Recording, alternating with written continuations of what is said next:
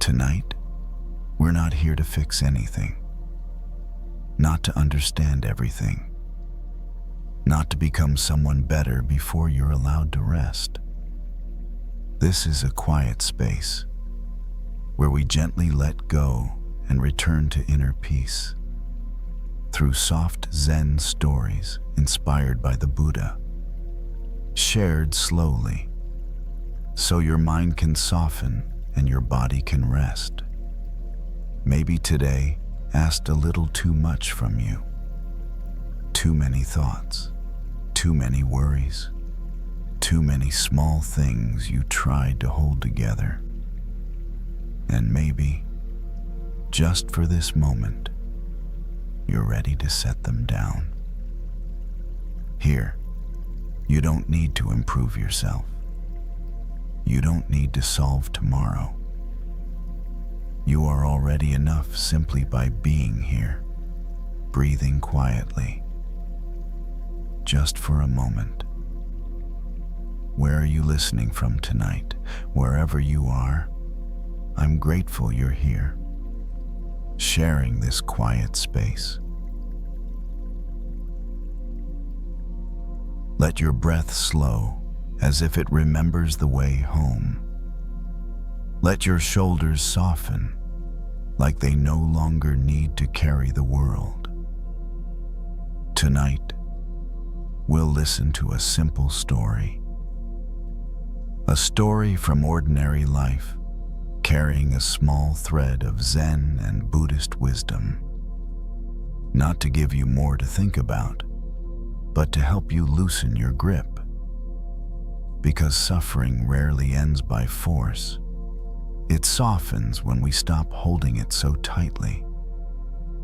There's nothing to rush, nothing to achieve, only a gentle drifting into rest, into stillness.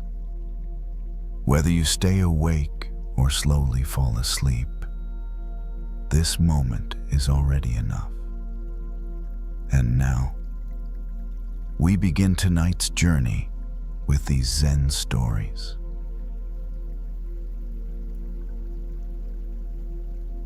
Some smells aren't overpowering, but if you carry them long enough, they wear you down.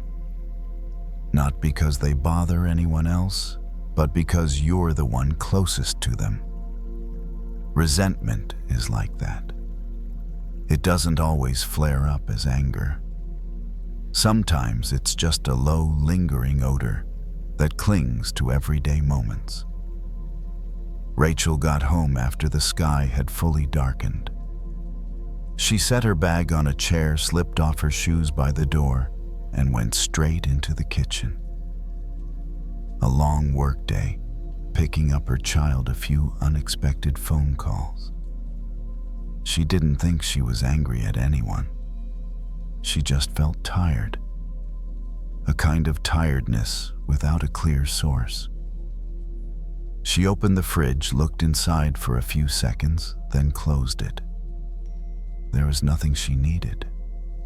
Not because there wasn't food, but because her mind hadn't decided yet.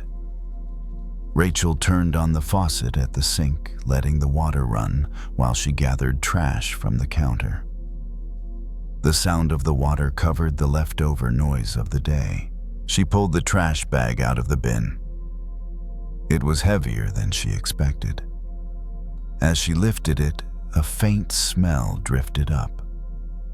Not sharp, not obvious, but enough to make her pause. Rachel frowned and bent down to open the bag. Inside were a few old potatoes forgotten in the corner of the cabinet from the week before. No longer usable. She tied the bag shut, a familiar motion, then set it on the floor, getting ready to take it outside. But before leaving, Rachel stood still for a few seconds. Not because of the smell, but because of another feeling, one she recognized right away, rising quietly in her chest. She thought about a conversation from earlier that afternoon, a careless comment, A remark that seemed small. Rachel had nodded, smiled lightly, said, "It's fine." But her body hadn't forgotten. It held on to the feeling the way the trash bag held the smell of what had gone bad. Rachel didn't think of herself as someone who holds grudges. She didn't raise her voice.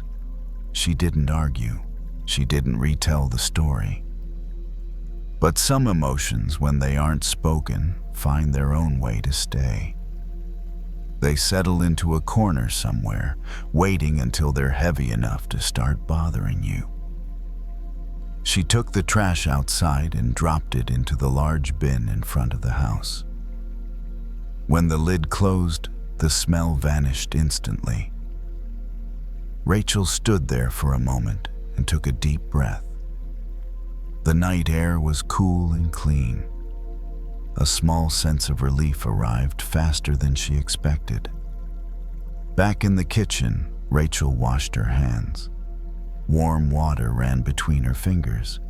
She noticed she'd been gripping the trash bag tighter than necessary. Her hand felt slightly sore. So did her shoulders. She let her shoulders drop and allowed the water to carry away whatever was still clinging. A very simple thought appeared. If she kept that bag of rotten potatoes in the kitchen for a few more days, no one would be affected more than her. The smell wouldn't drift into the neighbors' houses. It would stay right here closest to her. And resentment works the same way. Rachel leaned back against the sink as the water slowed. She didn't try to analyze her feelings. She didn't need to name them. She just noticed that some things had reached the point where they needed to be taken out. Not to prove she was right, just so she wouldn't have to live with the smell anymore. She turned off the faucet. The kitchen grew quieter. Soft yellow light reflected off the clean counter. Nothing big had changed. But the air felt different. A little lighter, a little easier to breathe. Rachel knew she wouldn't always remember to check the corners of her inner cabinets. Sometimes she would forget, and the smell would return.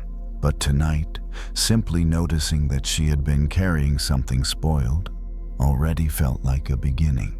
She dried her hands, hung the towel back on its hook, and stood still for a moment in the familiar kitchen. There was nothing she needed to do right away, nothing she needed to react to. Just a body that had finally set down a heavy bag it had been carrying for a little too long. After finishing the kitchen, Rachel didn't turn on the TV. She switched off most of the lights, leaving only the soft glow of a small lamp near the sink. The space felt wider with less light filling it. She noticed she didn't need any more stimulation. The day had already been long enough. Rachel walked into the living room and sat down on the sofa. It sank slightly beneath her, supporting her back in a familiar way. She took off her watch and placed it on the table.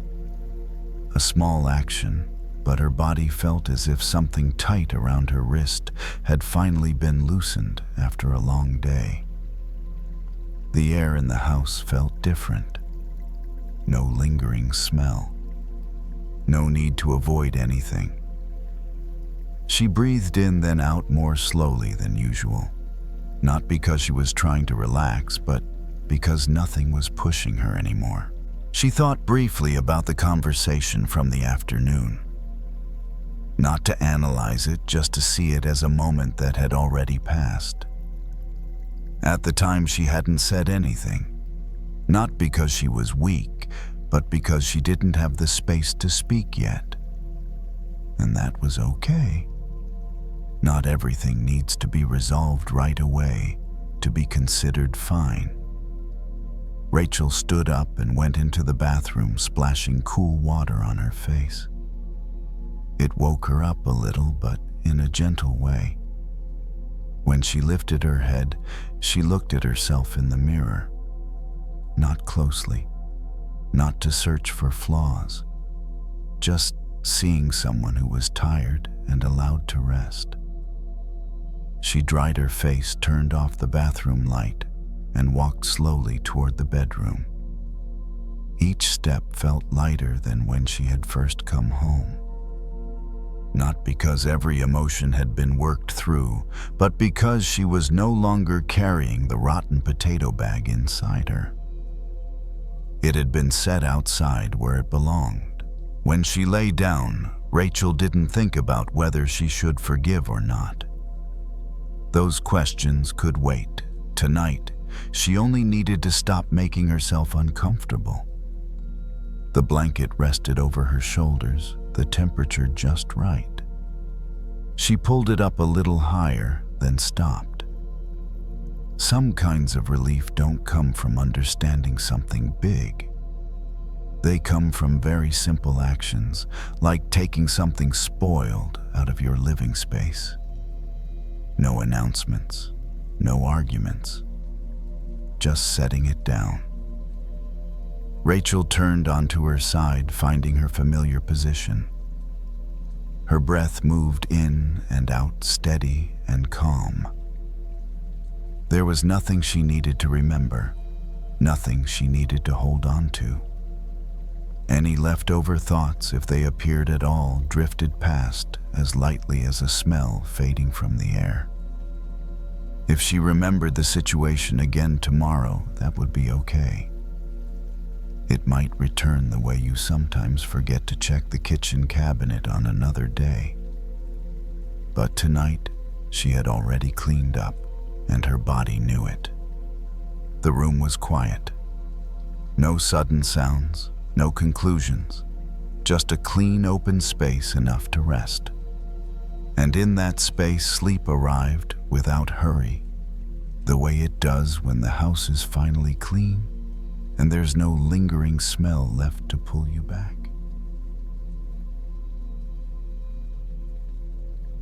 Some things are handed to us without being asked for. Not gifts, but words, a tone, a comment wrapped in irritation. And we often assume that because it was sent, it automatically belongs to us. But maybe like any other gift, if we don't accept it, it stays with the person who offered it. Jasmine was 34, a real estate agent used to her phone buzzing all day long. Quick texts, rushed calls, promises made while everyone was tense. That evening, she pulled up in front of her house, turned off the engine, but didn't get out right away. The streetlight reflected off the windshield, casting a dim glow just enough to see the dashboard clearly. Her phone vibrated. A voicemail. The caller's name appeared. Jasmine knew that voice. She had heard it many times on good days and on difficult ones. She didn't open it immediately. She just stared at the screen for a few seconds, as if considering a door. Finally, she pressed play. The voice came through not loud, but sharp, not openly insulting. Just sentences laced with disappointment, blame, and a subtle edge of contempt carefully packaged. When the voicemail ended, the screen went quiet again. But inside Jasmine, it didn't. She placed the phone face down on the seat beside her. Her hand trembled slightly. Not enough for anyone else to notice, but enough for her to feel it. A familiar heat rose in her chest, not exploding, just spreading slowly, like holding something that isn't very hot, but burns if you hold it long enough. Jasmine thought about calling back, thought about the sharp responses she could deliver, thought about explaining herself, then thought about staying silent. Each thought opened a different path, but they all started in the same place, she was holding something that had just been handed to her. She breathed in, then out. Not deep, not long, just enough to notice she had been holding her breath. She looked at the phone face down, lying still like an ordinary object. Nothing in it was demanding an immediate response. There was no countdown clock, no rule forcing her to open her hands and receive it. Jasmine remembered an old question she'd heard somewhere before. If someone gives you a gift, but you don't accept it, who does the gift belong to? She didn't think about it as a moral lesson. It simply appeared clear and real, right there on the passenger seat beside her. The words in that voicemail, however unpleasant, were only sounds that had already passed. They couldn't enter her body unless she opened the door. But her habit, like many people's, was to open that door quickly, to take it in, and carry it along. Jasmine rested her hand on the steering wheel. Her fingers touched the cool surface. She noticed the contrast between that coolness and the heat spreading in her chest. Both existed at the same time. And for the first time that evening, she realized she had a very small choice to set the phone aside or to keep holding it. She chose to set it down, not to throw it away, not to block the number, just to turn it face down so the screen couldn't look at her anymore. A small movement, but it created a necessary distance, like placing an object that doesn't belong to you back on the table. Jasmine opened the car door and stepped outside. The night air was cooler than the air inside the car. She took a longer breath than before. The heat didn't disappear immediately, but it stopped being fed. No replies formed in her mind. No new story took shape. She locked the car, heard the familiar click, and walked toward the front door. The phone stayed in her pocket silent. The gift was still there, but it hadn't been accepted. And that alone was enough to send the evening in a different direction. Jasmine stepped inside and closed the door behind her. The sound was soft, just enough to signal that the long day was now outside. She didn't turn on all the lights. She left only the gentle glow from the living room, just enough to see where she was going. The quiet welcomed her without asking for anything more. She set her keys on the table, hung up her jacket, and stood still for a few seconds. Not out of hesitation, just letting her body recalibrate like after leaving a noisy place. In that quiet pause, Jasmine noticed that her phone was still silent in her pocket. No vibration, no light, nothing reminding her that something needed a response. She took the phone out and placed it on the table beside the sofa face down. Not a dramatic gesture, just setting it there like placing an unopened package off to the side. She sat down, leaning back into the soft cushions. Her shoulders dropped slightly, almost without her noticing. The words from the voicemail were still echoing faintly in her mind, but they no longer felt as sharp as they had earlier, when they weren't being picked up and turned over again and again. They began to fade like a distant sound lowering its own volume.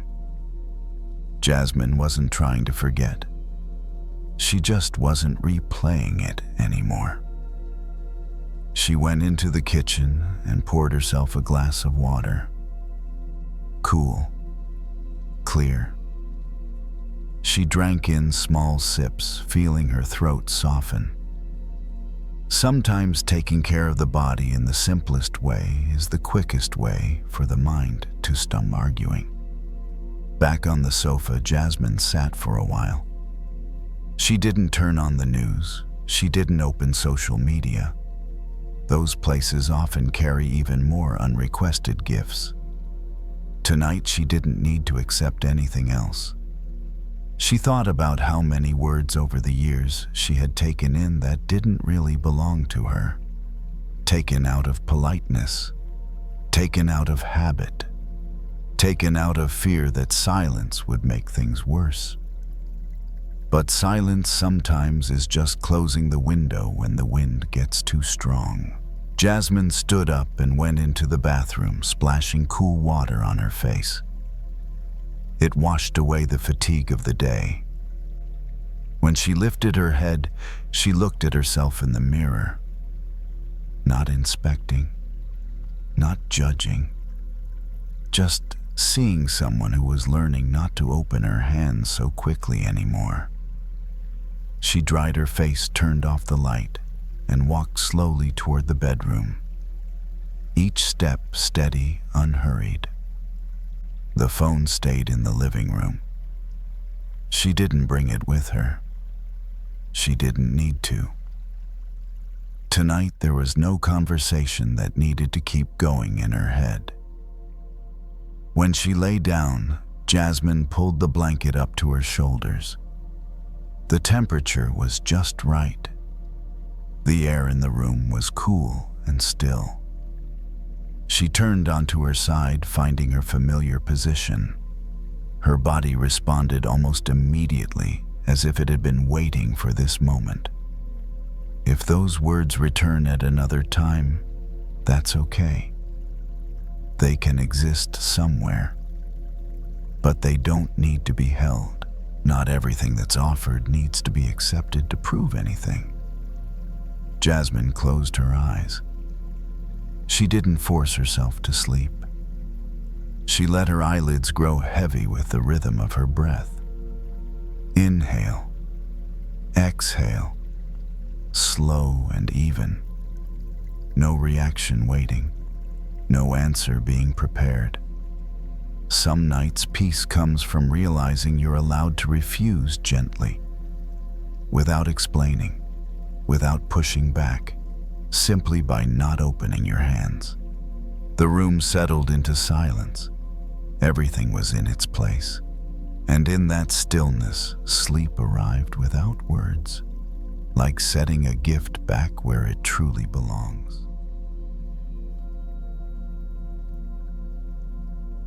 Some wounds no longer hurt in a sharp way, but they still leave a mark. Not to keep us angry, but to remind us that something once collided there. And sometimes what exhausts us isn't the nail that's been pulled out, but the way we keep standing there, staring at the hole it left behind. Derek was 52, a mechanic used to metal parts and movements that required just the right amount of force. That afternoon, he stood behind his house, where an old wooden fence separated his small yard from the alley behind it.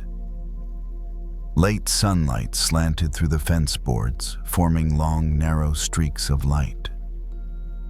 The space was quiet, filled only with a light breeze and the smell of freshly cut grass. In Derek's hands were a hammer and a pair of pliers. He wasn't fixing a car today, just tightening a few loose boards. Small, familiar work that didn't ask much thought. He bent down, clamped the pliers around an old nail, and pulled slowly. The metal made a soft sound as it came free from the wood. The nail was out, but the hole was still there. Small, easy to miss if you weren't looking closely. Derek brushed his fingers lightly over the edge of it, feeling the rough grain of the wood. It didn't hurt. There was just a faint sense of emptiness. He thought about his most recent apology. Nothing loud, nothing dramatic, just a sentence spoken after a few days of silence. The other person had nodded, had said, "It's okay." And logically, the matter was settled. But inside him, something hadn't quite smoothed out yet. Derek wasn't someone who held on to things for long. He was used to fixing problems, repairing what was broken, replacing what was worn, tightening things until they were done. But some things once pierced don't return to their original state right away, even after the nail is removed. Not because forgiveness didn't happen, but because the material needs time. He slipped the nail into his pocket and moved on to the next one. Each nail he pulled left behind another small hole in the fence. From a distance, nothing looked different. But Derek knew they were there. Like moments in life that seem resolved, yet still leave faint traces behind. The wind picked up slightly. Derek straightened, stretching his back. His spine gave a quiet pop. He let out a longer breath than usual, not from fatigue, but from noticing something shift. Not everything needs to return to perfect to be considered okay. He bent down and took a thin sliver of wood, tapping it gently into one of the holes with a hammer. The motion was slow and careful. No forcing, no rushing. The new wood didn't match the old exactly, leaving a faint line where the colors met. Derek paused and looked at it. He didn't try to hide it. He just made it sturdier. Some apologies don't erase the mark, but they can soften the edges. They make the place less sharp, less likely to hurt when brushed against. And maybe that's enough for now. Derek set the hammer aside and sat down on the back step. The sunlight softened. The yard settled into a warm, golden tone. From this distance, the small holes in the fence weren't so noticeable anymore. They hadn't disappeared, but they no longer filled his entire view. He thought about how he used to wish everything could go back to the way it was, as if nothing had happened. But life doesn't work that way. Life gives us marks, then teaches us how to live with them, without letting them decide the whole story. Derek rested his hands on his knees. His palms were dusted with fine wood shavings. He didn't brush them off right away. He just felt them there. There was a quiet kind of ease in accepting that some gaps don't need to vanish for us to finally rest. The fence stood there, not perfect, but solid. And in the last light of the day, Derek saw that he was much the same. As the sun dropped lower, the light behind the house began to change.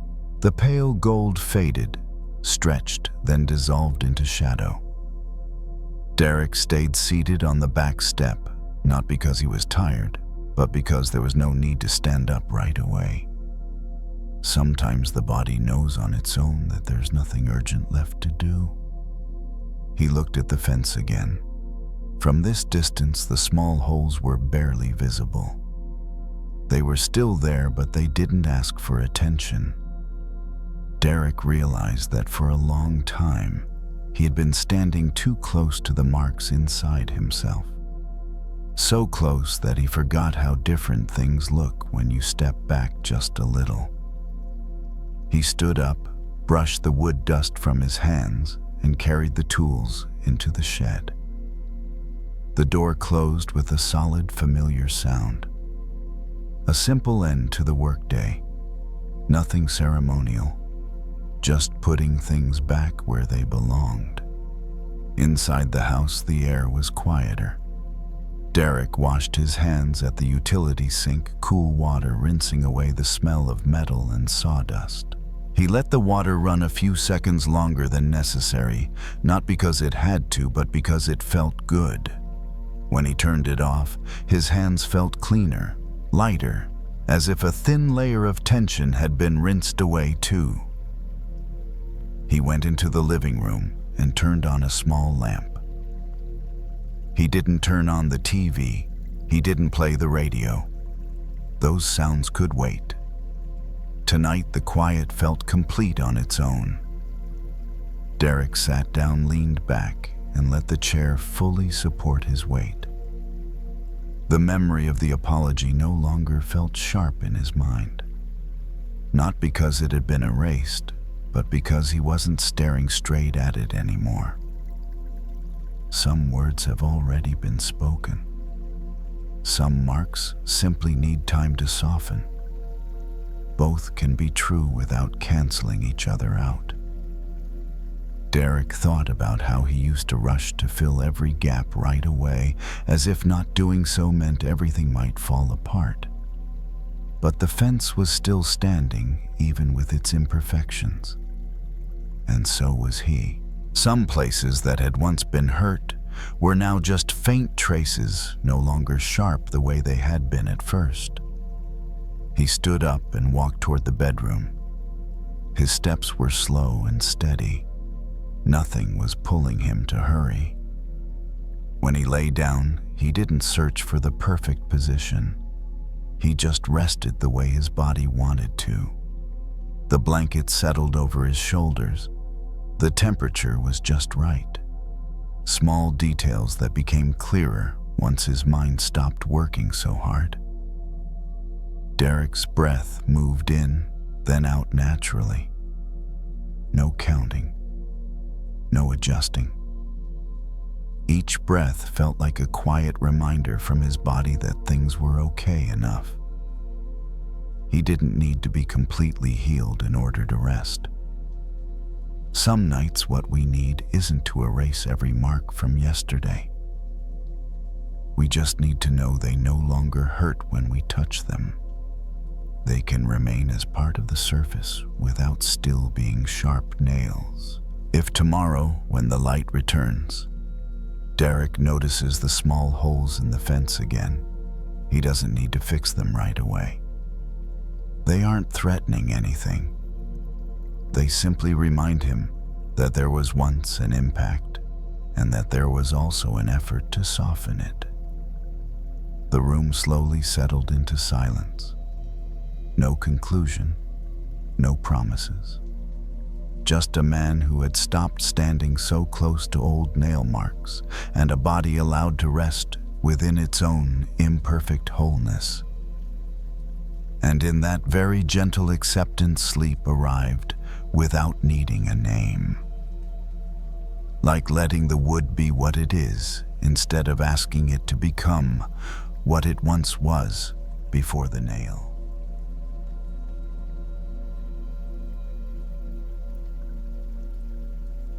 Anger doesn't always explode like fire. Sometimes it just smolders like a small hot coal hidden in the palm of your hand. No one can see it. No one knows it's there. But the person holding it can always feel the heat. And the strange thing is, the tighter you grip it, the more you believe you're staying in control. Miguel knew that feeling well. 45 years old, a line cook in a small restaurant used to long shifts and late nights. That evening, after clocking out, he didn't go straight home.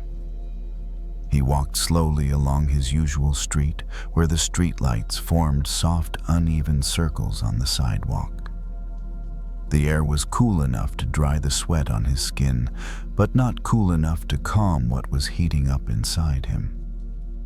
His right hand absent-mindedly rubbed the center of his left palm.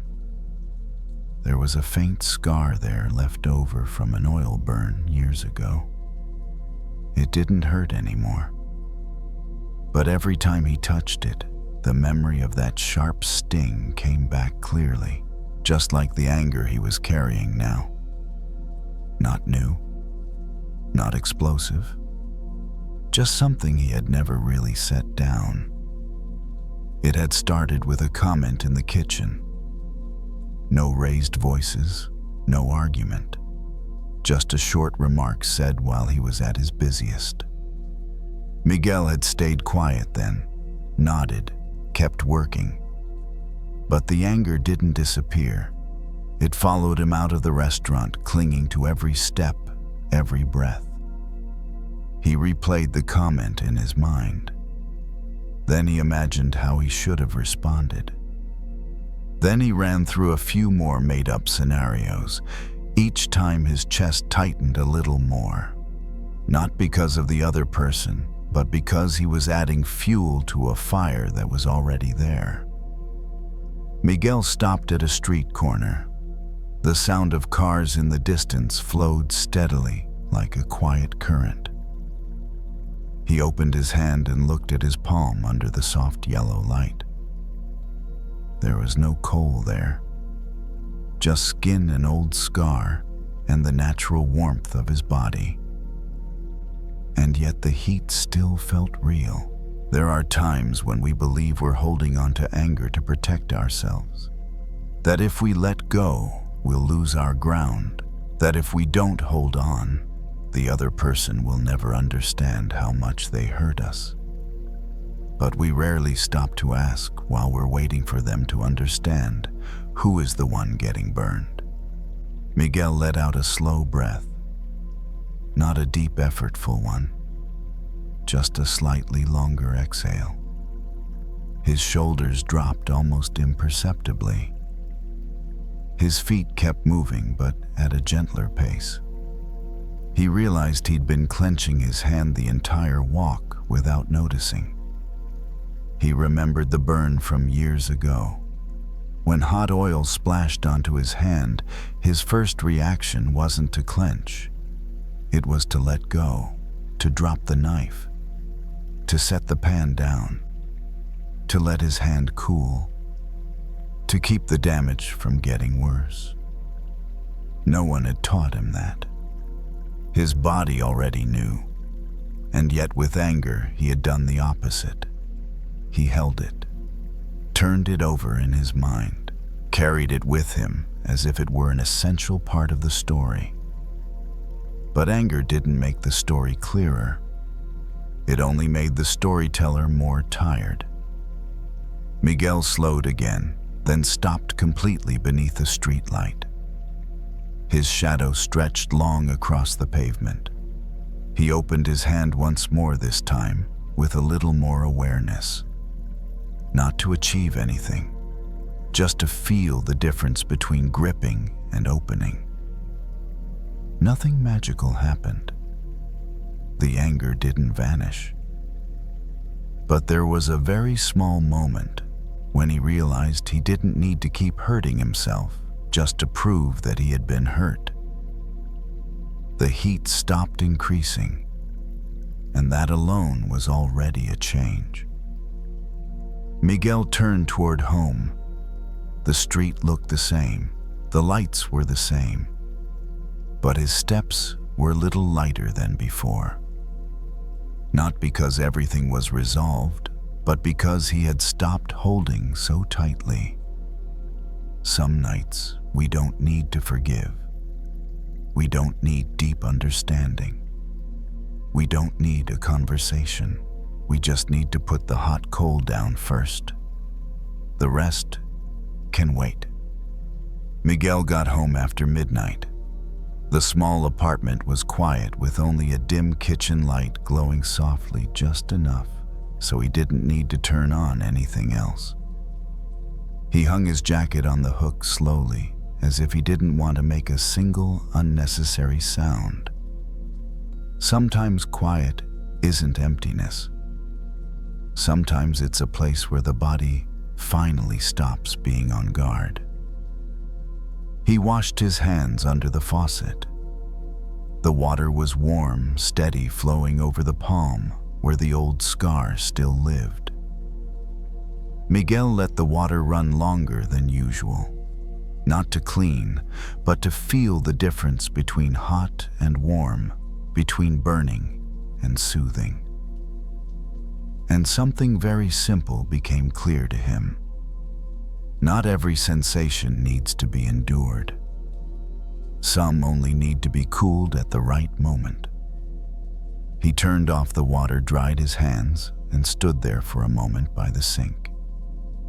There was no thought to chase, no story to continue, just an ordinary pause, the kind that happens when you finally set down something you've been holding for too long. Miguel walked into the living room and sat down. Streetlight outside the window cast slow shifting patches of light across the wall. He didn't turn on the TV. He didn't check his phone. Those things could wait until tomorrow. Tonight, nothing needed to be filled. The anger was still somewhere nearby, but it wasn't in his hands anymore. It felt like something placed off to the side, still there, but no longer taking up space. When it wasn't being carried, it naturally felt lighter. Not because he had defeated it, but because he had stopped feeding it. He remembered other nights when anger followed him into sleep. The restless tossing, the broken dreams. The mornings when his body felt exhausted despite doing nothing physical. Holding on to anger was like keeping a fist clenched all night long. No one sees it, but in the morning, the fingers ache. Miguel leaned back in the chair and closed his eyes. Not trying to sleep, not forcing himself to relax. Just letting his body find the least tense position on its own. His shoulders dropped a little more, his jaw unclenched. His breath moved in slowly, then flowed out longer, as if there was no longer anything urgent. There's something few people notice about anger. It doesn't need to be pushed away. It only needs a little distance from the skin. With enough space, it stops burning. It becomes just another feeling passing through like so many others that have come and gone. Miguel opened his eyes and looked around the familiar room. Nothing had changed. Everything was still there. But the way he was inside the space had shifted. He wasn't carrying the need to fix, to react, to prove anything. He was just here right now in a body slowly settling down. He stood up and walked toward the bedroom. His steps were lighter, not because the floor was different, but because he wasn't dragging the weight of anger with him anymore. When he lay down, he didn't think about the other person. He didn't replay the comment. He didn't plan what he would do differently tomorrow. Those things could return, or they might not. But tonight, he didn't need to bring them into sleep. Some nights, forgiveness doesn't arrive as a big decision. It arrives quietly in something very small, like choosing not to hold the hot coal for one more minute. Not because the other person deserves it, but because your hand is already tired, already burned. Miguel turned onto his side, settling into a familiar position. The blanket rested lightly on his shoulder. The air in the room was just cool enough. His eyelids grew heavy, not from sudden drowsiness, but because nothing was pulling him awake anymore. If anger comes back another time, that's okay. It isn't an enemy. It's only a sign that something once hurt. But tonight, you don't need to hold that sign close. You can set it down the way you'd place a hot object out of your hand and let your skin rest. The room slowly sank into quiet. No conclusions, no promises, just a body allowed to settle into its safest rhythm. And in that stillness, sleep can arrive naturally.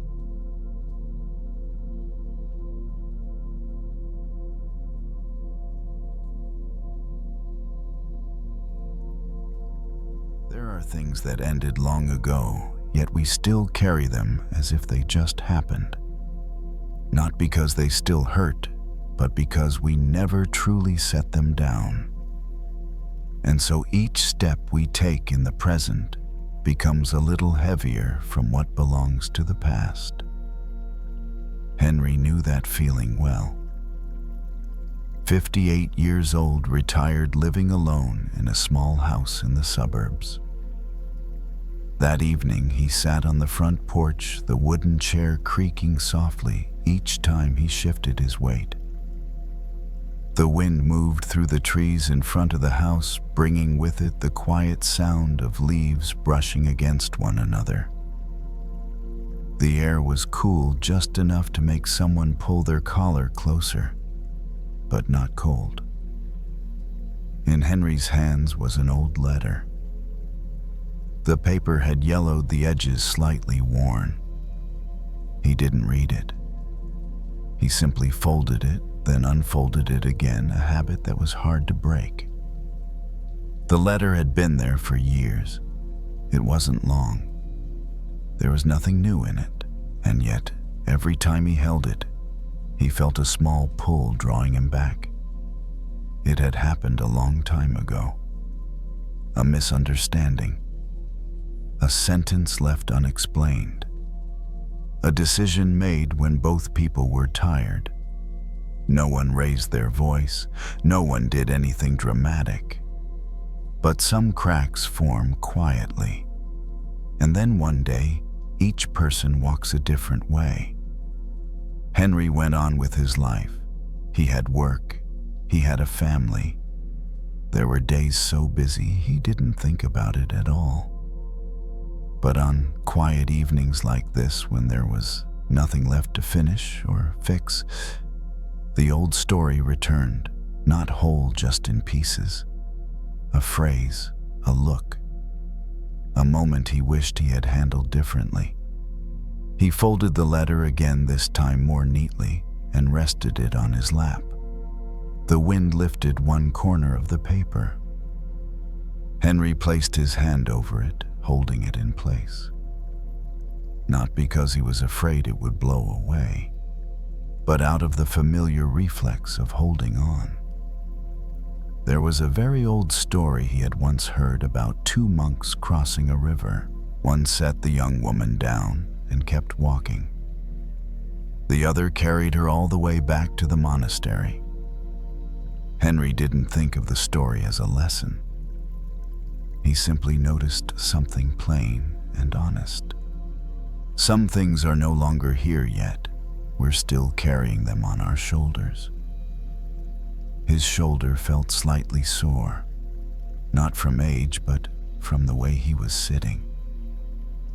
He shifted, leaning back more deeply into the chair. The wood creaked again. The wind kept moving.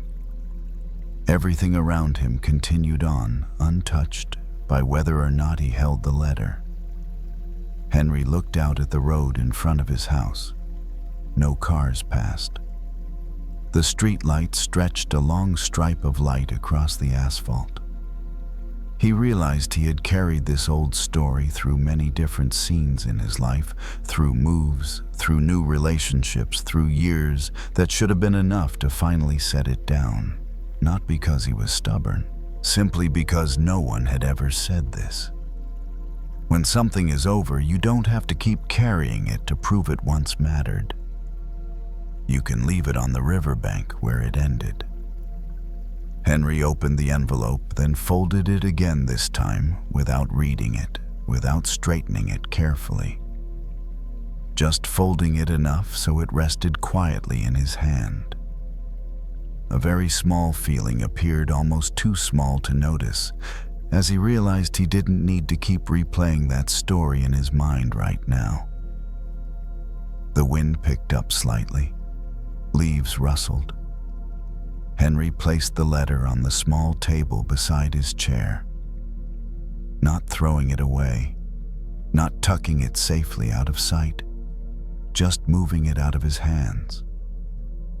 A sense of lightness came quickly, like setting down an object you hadn't realized you'd been holding the entire time. He rested both hands on the arms of the chair, feeling the cool surface of the wood. His breath flowed out longer than usual. Not from effort, just because there was nothing left to hold. Some nights what exhausts us isn't what happened, but the fact that we're still carrying it from one stretch of road to the next.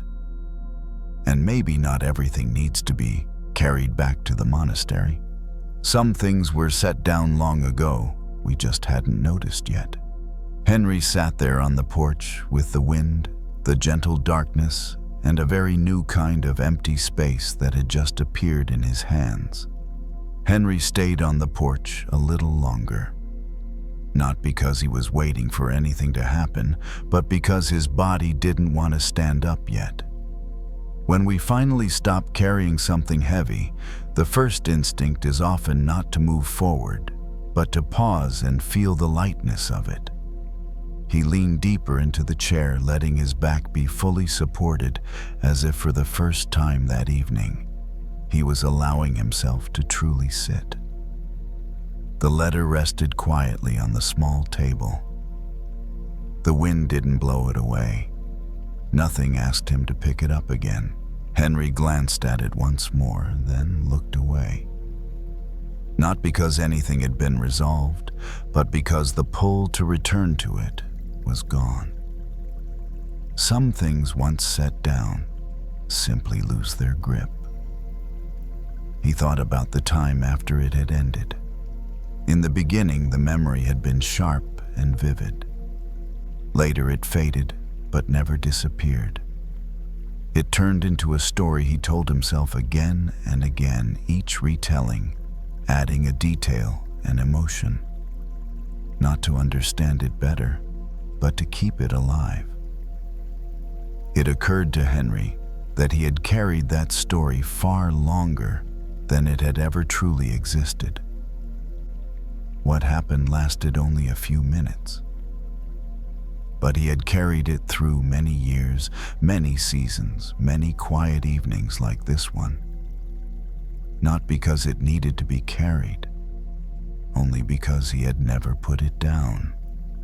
The wind softened. Insects began their steady chorus somewhere in the darkness. Familiar night sounds that asked for no attention, simply existing. Henry noticed his breathing slow to match that rhythm without effort. When there's no story left to chase, the body remembers how to return to its natural pace. He stood up and brought the letter inside.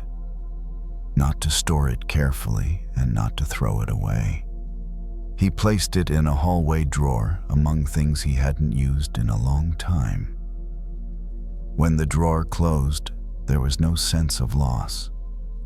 Just the feeling of completing a simple, ordinary action. Henry turned off the living room light.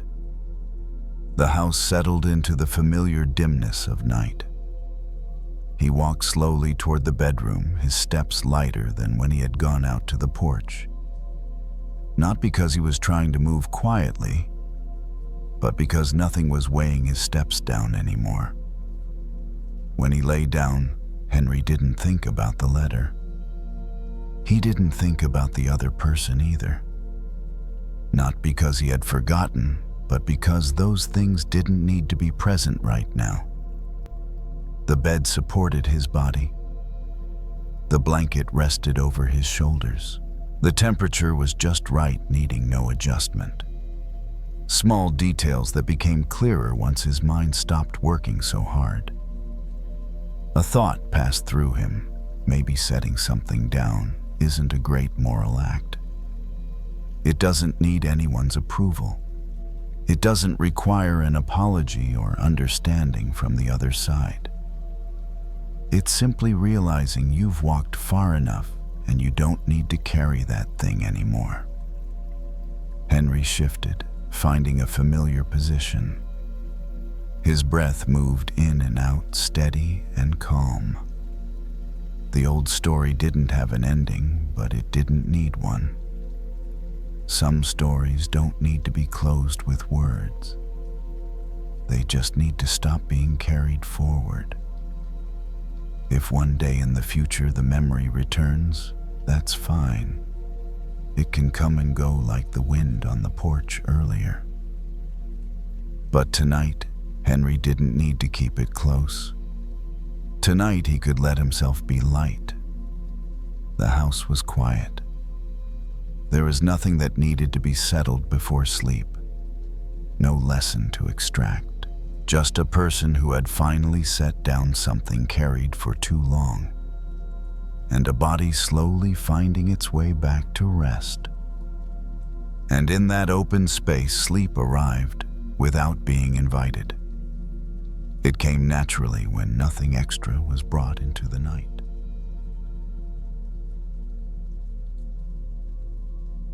Some bursts of anger arrive so fast that we don't even realize we're angry yet.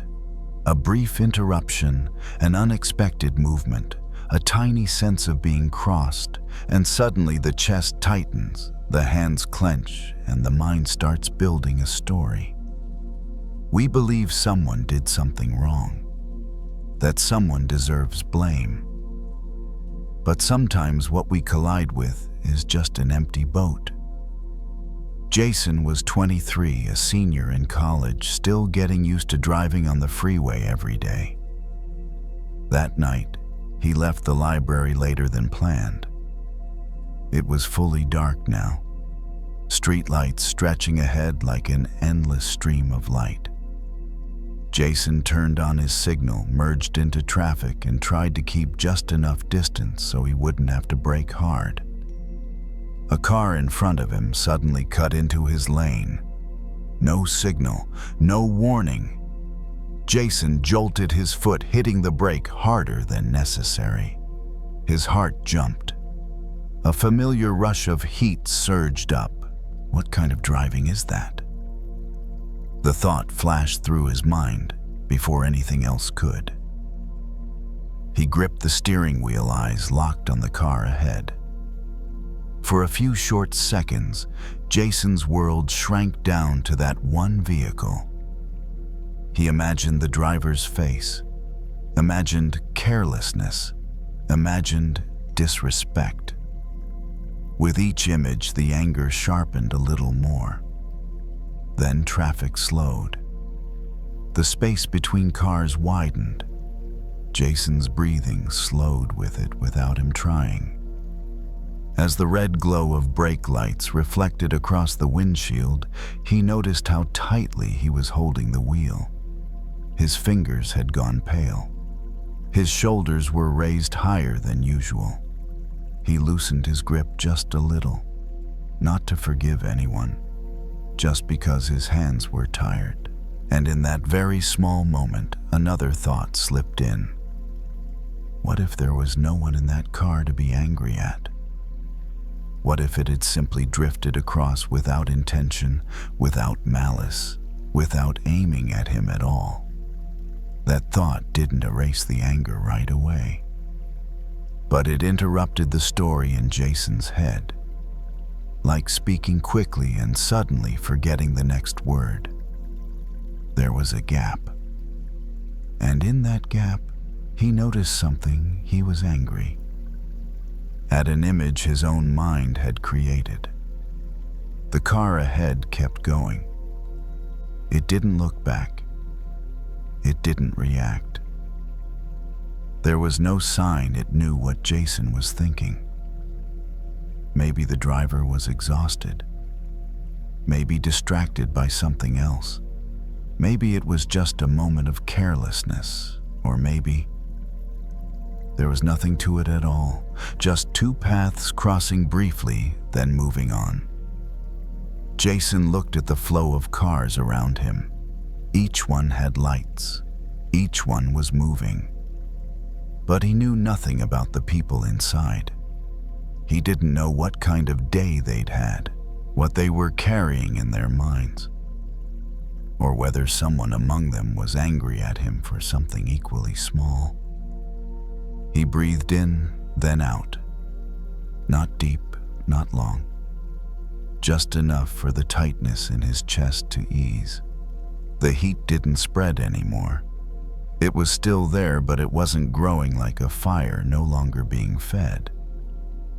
There was an old story Jason remembered from a life skills class about a boat drifting on a river.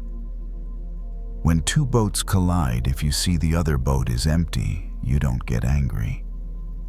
But if you believe someone is steering it, anger rises immediately. Not because of the collision itself, but because of the idea that someone did this to you.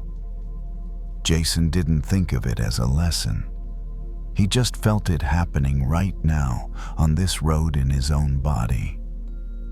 The lane change was already over, but the anger had only just begun, and now it was beginning to slow. He turned on the radio, then turned it off right away. The sound wasn't needed. Tonight, the steady engine noise and the slow flow of lights were enough. Jason let the car move with traffic, no faster, no slower, just staying in his lane. Sometimes we don't need to win a moment. We don't need someone else to admit fault. We just need to see that what we ran into might not have had anyone there to be angry at in the first place. And if that's true, why keep holding the anger at all? Jason kept driving, freeway lights stretching out ahead. The story in his head was no longer racing. It had settled, giving way to a strange but comfortable space. Traffic gradually thinned as Jason exited the freeway. The smaller roads leading back to his neighborhood were much quieter, streetlights spaced farther apart, their light falling in short patches across the asphalt. The alertness from earlier was gone. His hands rested lightly on the steering wheel, not gripping just enough to keep the car steady. The anger had slipped somewhere behind him now, like a car that had taken a different turn. It hadn't disappeared completely. It just wasn't right in front of him anymore. When it no longer had to be watched, it naturally began to lose its sharp edges. Jason noticed his breathing had evened out. Not because he was trying to calm down, but because there was no longer a story to keep running. No one needed to be right. No one needed to be wrong. There was only the road opening ahead and the ordinary movement of driving home. He stopped at an intersection. Red light, yellow, green. The changes happened steadily, indifferent to the mood of anyone waiting. Jason watched the colors shift and felt something inside him shift too slowly without being pushed. When he pulled up in front of his apartment, he turned off the engine but didn't get out right away. Not because he was thinking about anything, just because this moment was calm enough to stay in for a few extra seconds. The metal cooled. The space around the car closed in like a small cocoon. Jason opened the door and stepped out. The night air was cooler, brushing lightly against his skin. He locked the car, heard the short beep, and walked away. He didn't look back at the road he had just traveled. There was no need. Inside the small room, he turned on the desk lamp. The soft yellow light was gentle enough not to fully wake him up. Jason set his keys on the table and dropped his backpack on the floor. Everything landed where it belonged, without needing adjustment. There was a quiet comfort in realizing that not every moment requires a reaction. He washed his hands, the water running steadily, a familiar feeling. The water carried away road dust, fatigue, and the faint leftover trace of anger. Jason let it run a few seconds longer, then turned off the faucet. No ritual. Just the end of an action. When he lay down on the bed, he didn't think about the other car anymore. He didn't think about himself in that moment either. The images had lost their weight. They didn't need to be held onto to prove anything. Some collisions don't need to be carried all the way to the end of the day. Jason turned onto his side, finding his usual position. The blanket came up to his shoulders. The room was quiet with no sudden sound. And he noticed something very simple. Anger needs an object to hold on to. When the object dissolves, anger has nowhere left to cling. The empty boat had passed long ago. The river kept flowing. Nothing was broken. Nothing needed fixing. There had only been a moment that ended and a body that didn't need to keep carrying it. Jason closed his eyes. He didn't force himself to sleep. He let his eyes rest. His breath moved in and out, steady and light. No intention, no plan, no reaction required. If more collisions come tomorrow, that's okay. We don't always remember that the boat might be empty, but tonight, just having seen it once was enough for his body to relearn what it feels like not to be angry. The room settled into silence. No conclusion, no reminder, just a slow current guiding everything back to its place. And within that current, sleep arrived very gently, as if it had been there all along, simply waiting until no one was colliding with anyone anymore. Some things, when we hold on to them for too long, slowly dry us out. Not because they're too heavy, but because we repeat them day after day until they become the only thing we remember. Meanwhile, the good things, if we don't hold them carefully, slip away quickly, as light as footprints in the sand. Grace was 62, a librarian for many years before retiring. She was used to quiet, to slow movements, and to observing more than speaking. That morning she went to the beach earlier than usual. The air was still misty, the shoreline long and nearly empty. The waves rolled in steadily, neither strong nor hurried. Grace slipped off her shoes and carried them in her hand, letting her bare feet sink into the cool sand. Each step left a clear mark behind her. She didn't look back right away. She simply felt her walking rhythm blend with the rhythm of the waves. There was a special kind of softness in the early morning, when nothing had yet taken on the stories of the day. She stopped near the water's edge, bent down, and used her finger to write a word in the sand. Not a name, not a full sentence. Just a familiar word, one tied to a memory she had carried for many years. When she finished, she stood up and stepped back. A wave came in. Not fast, not strong, but enough to reach the word. Its edges blurred. Then another wave arrived, and the word nearly disappeared. Grace watched without a sense of loss. Only a small feeling of relief, like exhaling after holding your breath longer than you realized. She thought back to the early days after losing her partner. The pain then was sharp, unmistakable. Over time, though, it changed shape. It no longer knocked her down, but stayed as a line written over and over inside her. Each time she remembered, she rewrote it again without noticing. Grace didn't blame herself for that. Everyone has things that are hard to let go of.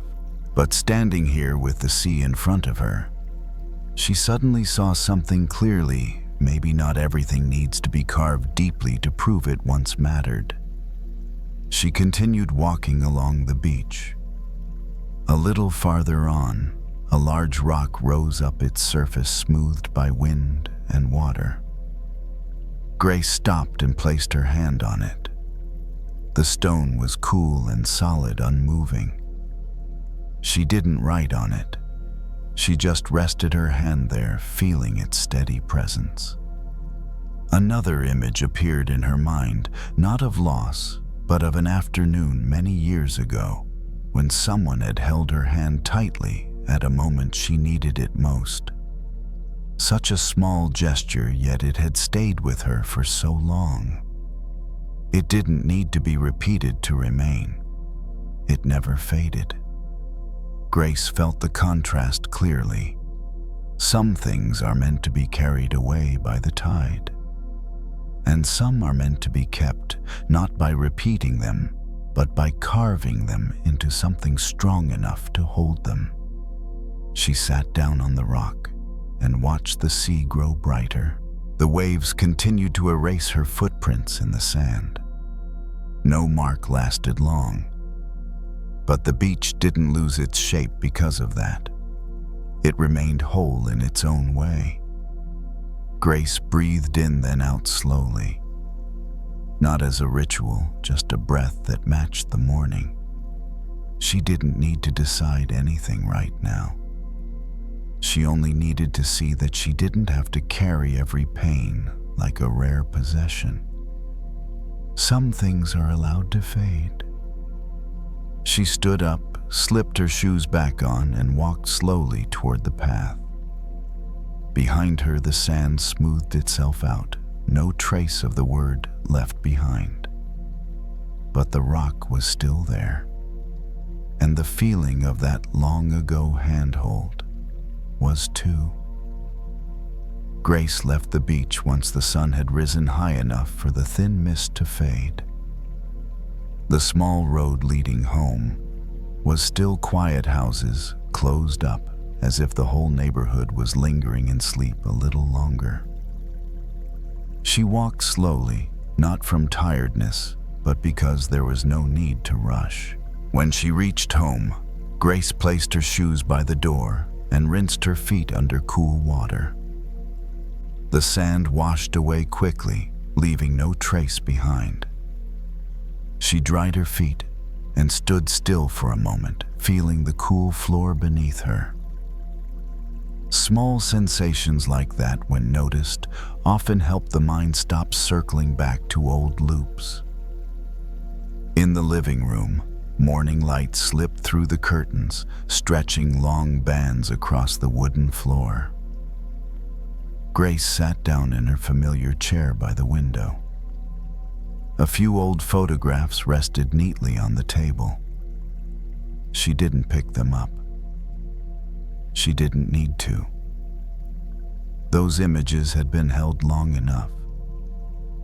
She thought about the difference between remembering and clinging. Remembering allows something to have a quiet place in the heart. Clinging drags it everywhere, never letting it rest. She realized that for many years she had been doing both at once, and it had tired her more than necessary. Grace stood up and opened the window. Morning air flowed in, carrying a faint saltiness from the sea.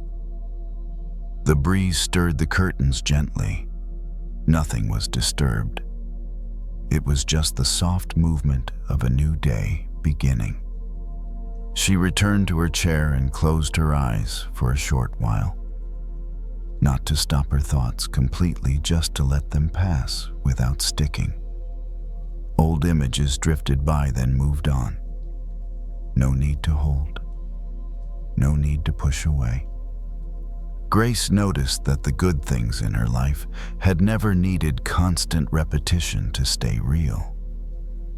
They were there, solid as stone, even without being named. And the painful things, when allowed to be carried off by the wind, no longer felt as sharp as before. The morning passed slowly. Grace made a cup of tea and set it on the table, watching the steam rise and disappear. She took a small sip, feeling the warmth spread. Nothing remarkable, but enough. As afternoon arrived, the light shifted. Grace didn't return to the beach. She didn't need to. The morning moment was enough to stay with her through the day. It didn't need to be repeated to prove it was real. That evening, Grace prepared to sleep early. She turned off most of the lights, leaving the familiar dim glow. When she lay down, she didn't think about the words she had written in the sand. They were gone. She didn't cling tightly to the good things either. They were already there. Her breathing was steady and light. There was no sense of lack. Nothing that needed to be resolved before sleep. Just a clear distinction between what needed to be let go and what was allowed to remain. If old memories return tomorrow, Grace knows she can write them in the sand again. Not to avoid them, but to give them a way out. And if something kind appears, she knows she can carve it a little deeper without fear of losing it. The room settled into quiet. No conclusions, no reminders. Just someone who had learned where to write and a body finally allowed to rest. And in that stillness, sleep arrived naturally, like waves finishing their work on the sand, while the stone remained quietly in place. Some doors don't need to be locked from the outside. They close very softly, almost without a sound. And then we get so used to being inside that we forget we ever had the key. Ben was 31, working in startups, living alone in an apartment that was darker than it needed to be. Not because he liked the dark, but because bright light made his thoughts feel louder. That evening, he sat on the sofa with only a small lamp turned on near the wall. The warm yellow light reached the ceiling enough to give the room shape, but not enough to demand his attention. Ben's phone rested in his hand. The screen lit up, then went dark. Lit up, then dark again. Old notifications, messages he hadn't replied to, emails he had read but never reopened. He didn't act on any of them. He just held the phone like holding a thread that connected him to a place he didn't want to return to. There was someone Ben hadn't forgiven. Not because that person hadn't apologized. The apology had come long ago. Short, clear, no excuses. But inside Ben, the door stayed closed. Not to punish anyone, only because he was afraid that if he opened it, everything would rush in at once. He had thought about it many times. About keeping distance. About protecting himself. And in a way, he had succeeded too well. So well that there was no one else left in that space with him. Ben set the phone down on the table, then picked it up again. He had done this for many evenings in a row, as if holding it meant he was still in control of the story. But every time the screen went dark, the room felt larger and the silence more noticeable. He stood up and walked to the window. Outside, the city was still moving. Car lights stretched into long lines. No one knew he was standing there. No one was waiting for him to respond. The thought felt both relieving and sad. Ben remembered the first time he decided to close the door. There was no ritual, no announcement, just an evening much like this one, when he felt too tired to keep explaining, too tired to keep hoping. And so he closed it slowly, firmly. At first it felt like safety, like being in a room where no one could interrupt. But over time, the room stayed the same while he changed. The air grew heavier. The distance between him and the world stretched longer. Ben returned to the sofa and sat down. He unlocked the phone, looked at the screen, then locked it again. A small click echoed in the quiet. The sound made him pause, not because it was loud, but because it was familiar. Familiar enough that he'd never really noticed it before. He tried something very small. He didn't open an app. He didn't read a message. He simply placed the phone face down on the table, so the screen could no longer look at him. A sense of emptiness appeared right away, like closing a side door and suddenly realizing how quiet the main room is. Ben rested his hands on his thighs. His shoulders were tight.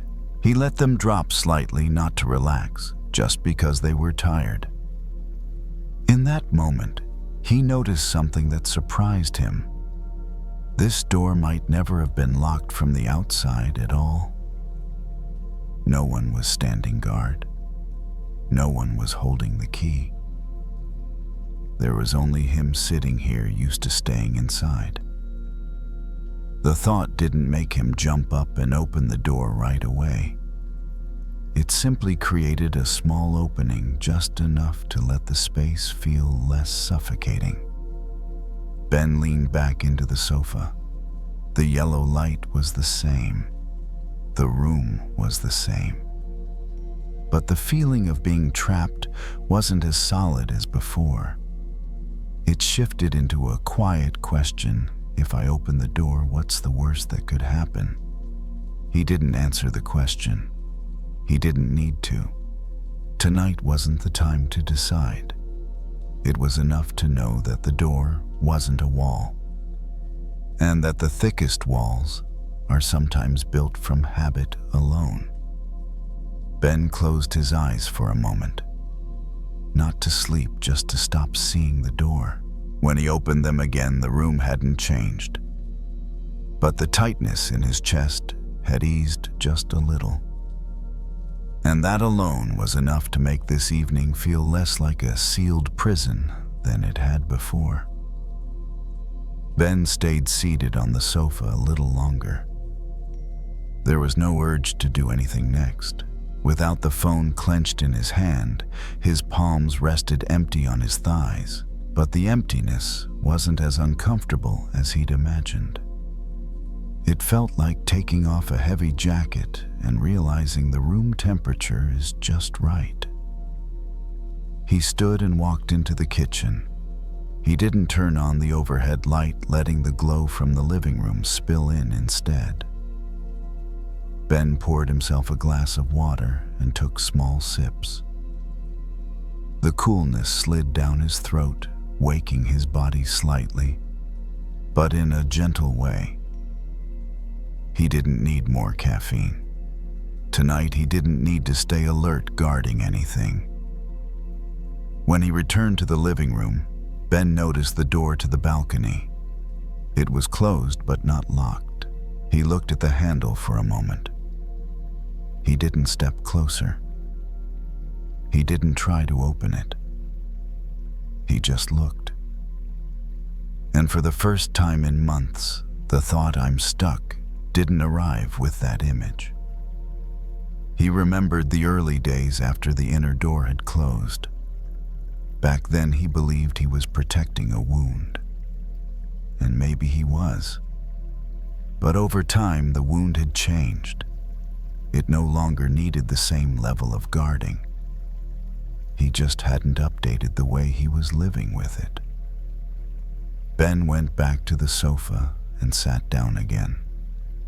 His back settled into the cushion legs, stretched out. This wasn't a defensive posture. It was the posture of someone resting. His breath moved in and out steady. No counting, no adjusting. Nothing here was threatening him. He thought of the other person briefly. No clear image, no specific words, just a faint presence. He realized he didn't need to decide about forgiveness right now. He only needed to stop imprisoning himself inside an undecided moment. Some doors don't need to be thrown wide open for us to feel freer. It's enough to know they can open. Enough to stop leaning our weight against them all day long. Ben stood and pulled the curtain back a little. The city outside was still lit. No one noticed whether he opened the curtain or not. A light breeze slipped through the gap, bringing in cool air, a small exchange between inside and out. He went to bed. He didn't bring the phone with him. He didn't bring the old story either. When he lay down, his body responded quickly. The blanket rested over his shoulders. The temperature was just right. Nothing else needed arranging. Ben closed his eyes. He wasn't trying to sleep. He let his eyelids grow heavy with the rhythm of his breath. The door in his mind wasn't fully open, but it wasn't sealed shut anymore.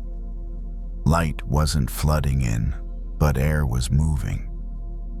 If tomorrow he still isn't ready to step outside, that's okay. No one is counting the days he spends in or out. There's no sentence waiting. Some processes don't need speed. They just need the lock to be gone. The room was quiet. No sound of bolts, no click of locks. Just a man who was no longer holding himself as tightly as before, and a body allowed to rest in a space that finally felt wide enough.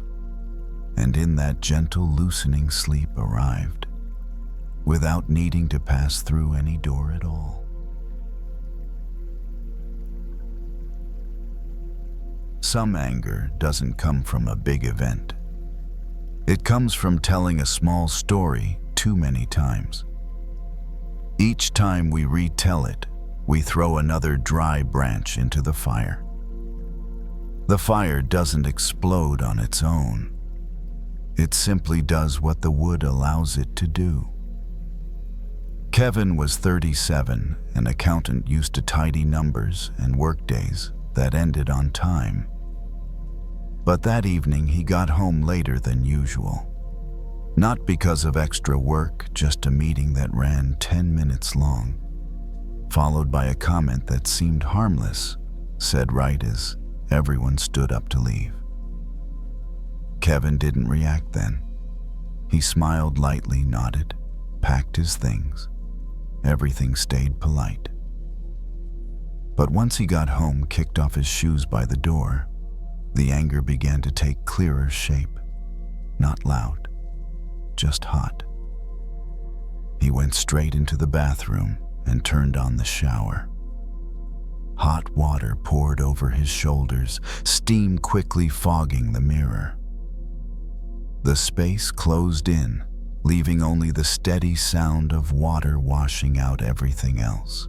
Kevin stood there with his eyes closed, letting the water hit his back, the usual end-of-day routine. In his mind, the meeting replayed. Every sentence, every look. Kevin thought about what he should have said, how he should have answered, how he should have clarified things right then. Each should was another dry branch tossed into the fire. The flame didn't flare up immediately, but it grew a little hotter. The water kept running. The steam thickened. Kevin pressed a hand against the tiled wall, warm under his palm. He noticed his jaw was clenched. His shoulders were lifted higher than normal. His body was reacting to a conversation that had already ended. He opened his eyes and looked at the blurred mirror. The reflection was vague, just a figure standing still in the steam. And it hit him. The event was over. But in his head, it was still happening. Edited, expanded, repeated. Sometimes we think we're processing anger by thinking it through, but often we're just feeding it. Every branch is dry because it comes from memory. and memory, when pulled out again and again, catches fire easily. Kevin adjusted the shower, letting the water turn slightly cooler. Not much, just enough to feel the difference. The steam began to thin. The fire in his chest didn't grow anymore. It paused, waiting. He tried something else. He didn't keep retelling the story. He didn't argue in his head. He didn't prepare imaginary responses. He just stood there with the water, with his breath, with a body that was heating up, then slowly cooling down. This felt different from holding it in. It felt like not throwing anything else into the fire. For a few seconds, a kind of quiet appeared. Not outside, but inside. Not a big empty space, just a small opening where the anger wasn't being fed. Kevin noticed that without new wood, the fire changed. It was still there, but it wasn't sharp anymore. He turned off the shower and stepped out, wrapping a towel around himself. Cool air touched his skin clearly. Kevin breathed in, then out. Not deep, not long. Just enough to notice his chest wasn't tight anymore. In the mirror, his reflection slowly came back as the steam faded. Nothing special, no look of triumph. Just someone who had stopped in the middle before the fire could spread. Kevin dried his hair and hung the towel on the hook. Familiar motions, steady, thoughtless. In his mind, the meeting story wasn't running anymore. It still existed, but it wasn't being told. Like embers cooling once no one stirs them. He stepped out into the living room. The light was soft. The space was quiet. Kevin sat down and felt his body sink slightly in a comfortable way. Not exhausted, just no longer tense. Some nights, what drains us isn't the first spark of anger. It's all the dry wood we add afterward, believing we're making things clearer. But fire doesn't need clarity. It only needs fuel. Kevin leaned back and closed his eyes for a moment. The fire inside him wasn't completely out, but it wasn't being fed anymore. And that alone was enough for the evening to begin to soften. Kevin sat quietly on the sofa. He didn't turn on the TV. He didn't pick up his phone. The room was lit only by the soft yellow glow of a lamp in the corner. This space didn't ask him to react, to keep thinking, or to prepare for anything. It simply allowed him to be still. The anger from earlier hadn't disappeared completely. It was still there like glowing embers after the flames have pulled back. But when Kevin didn't stare at it, didn't poke at it, it began to cool on its own. No water needed, no force, just time and quiet. He stood up, went into the kitchen, and poured himself a glass of water. The sound of water filling the glass was barely audible. Kevin drank in slow sips, feeling his throat soften. Sometimes bringing attention back to the body is the fastest way to stop the mind from spinning. Back on the sofa, Kevin stretched his legs out in front of him. The backrest supported his weight. His shoulders dropped lower than before. His jaw unclenched. Small signs, but his body noticed immediately. It knew when it no longer needed to stay on guard. In Kevin's mind, the meeting from earlier appeared only faintly now. No clear sentences, no chain of imagined replies. When a story isn't repeated, it shortens on its own. Like a fire without wood, first dim red, then gray. He realized something very simple. Not every thought needs to be followed all the way through to be considered processed. Some thoughts finish their work the moment we stop feeding them. Kevin walked into the bedroom. No rush, no phone in hand. He turned on a small lamp just enough to see. As he sat on the bed, he felt the difference between now and when he'd first come home. His body felt heavier in a comforting way, no longer tight like a drawn string. He lay down and pulled the blanket up to his shoulders. The temperature was just right. The room was cool and still. Kevin turned onto his side, finding his familiar position. No thought jumped up demanding to be resolved. What remained was only a faint afterglow, like warmth lingering in a kitchen after cooking is done. Some anger doesn't need to be overcome. It just needs to stop being retold. When the story ends, the fire no longer knows where to burn. Kevin closed his eyes. He didn't force himself to sleep. He let his eyelids grow heavy. His breath moved in then out, steady and even. Each breath felt like a small pause between the remaining thoughts. And in those pauses, his body did what it knows how to do. If tomorrow, when he remembers that meeting, the anger rises again just a little, Kevin knows he'll recognize the familiar moment. This is where I'm about to throw in more wood. And just like tonight, he can choose not to.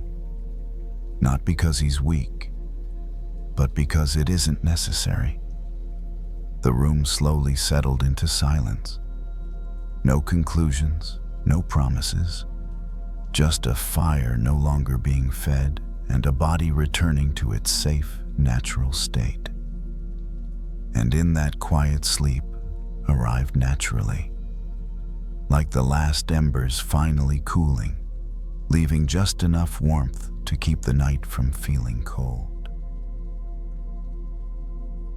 Some words, when left unsaid, begin to speak inside us again and again. Not to be heard, but to be carried.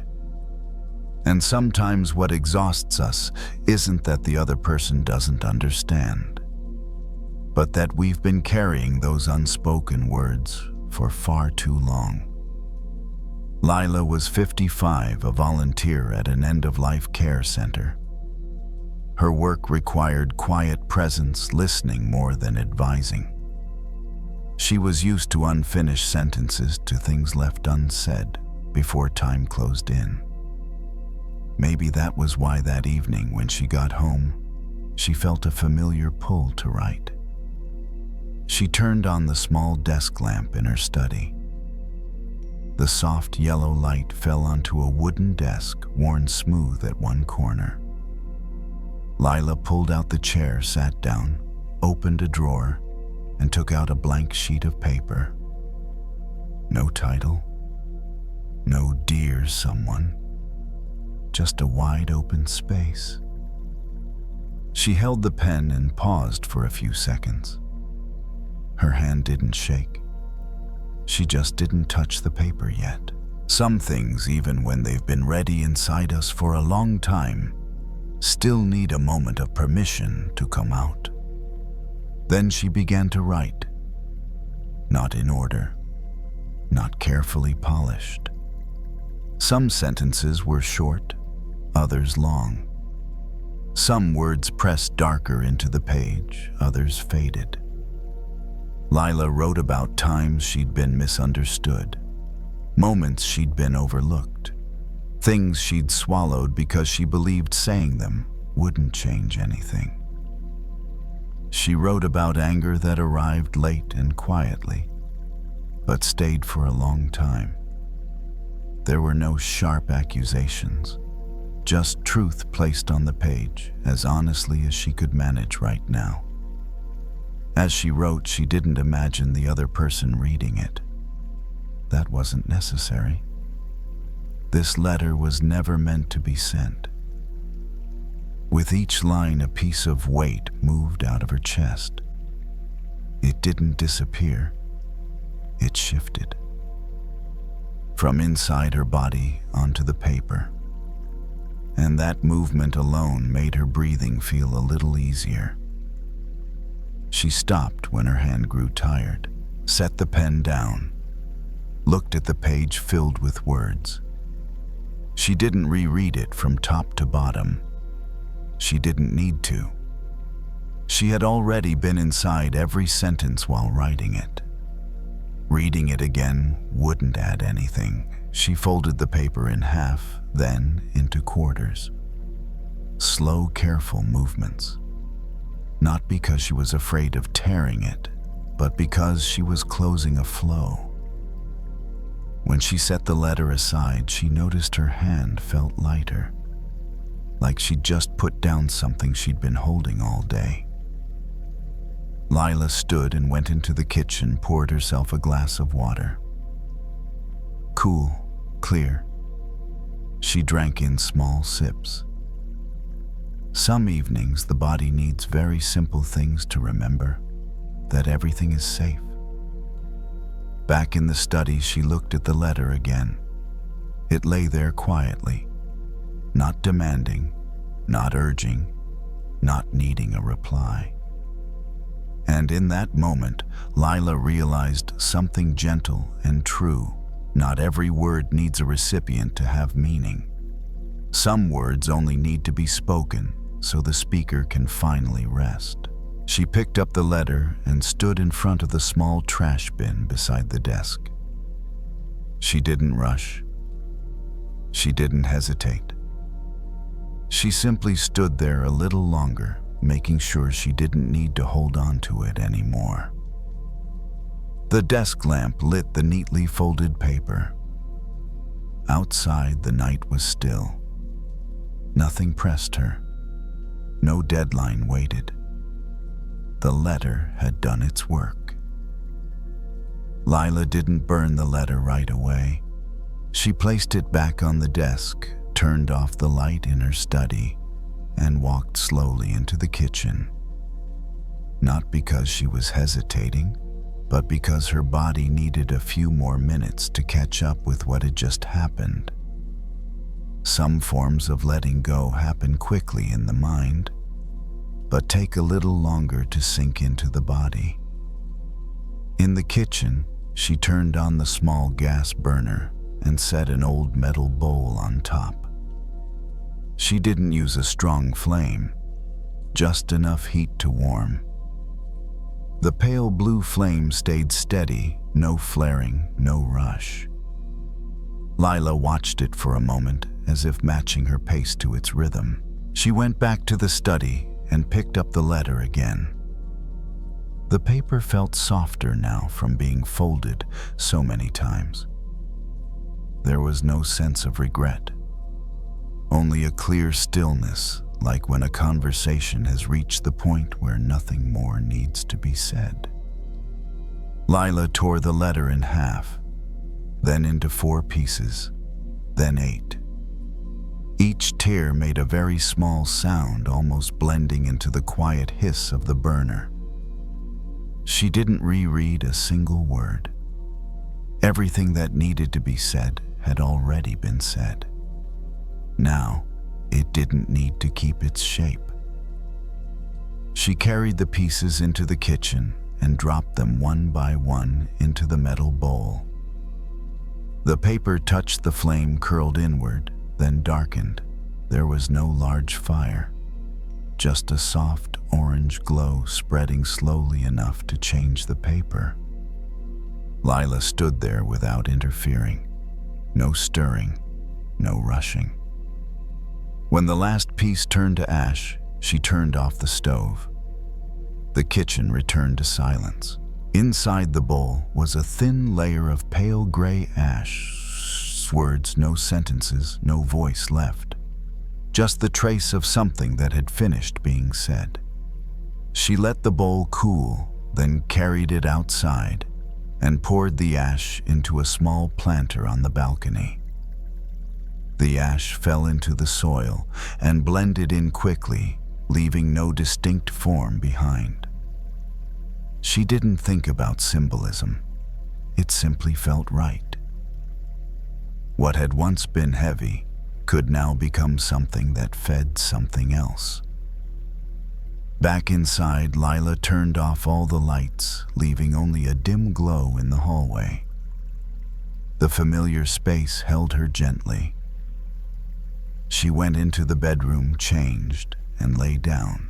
There was no feeling of mission accomplished, no sense of victory, just the feeling of not having to carry anything anymore. Her breathing slowed and evened out. Her chest no longer felt tight like it had earlier in the evening.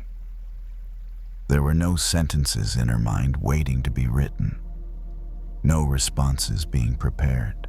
A kind of emptiness appeared, but it wasn't cold. It felt like a room that had just been cleaned, carrying the faintest trace of freshness. Lila thought of the people she met through her work. People who had carried so many unsaid words until there was no longer time to speak them. And she realized that tonight she had given herself a very quiet gift, saying what could be said while there was still time so she wouldn't have to carry it any further. If old memories return tomorrow, that's okay. They can knock. But the door is no longer locked from the inside.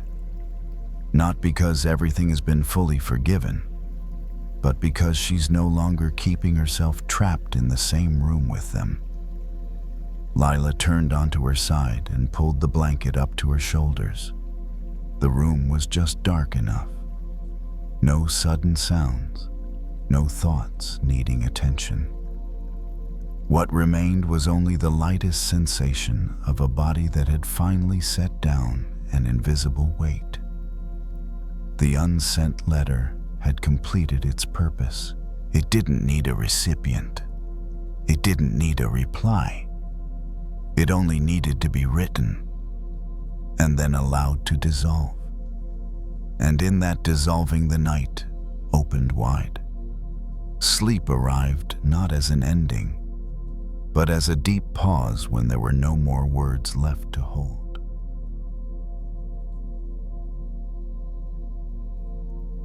There are nights when the mind keeps asking questions that don't really want answers.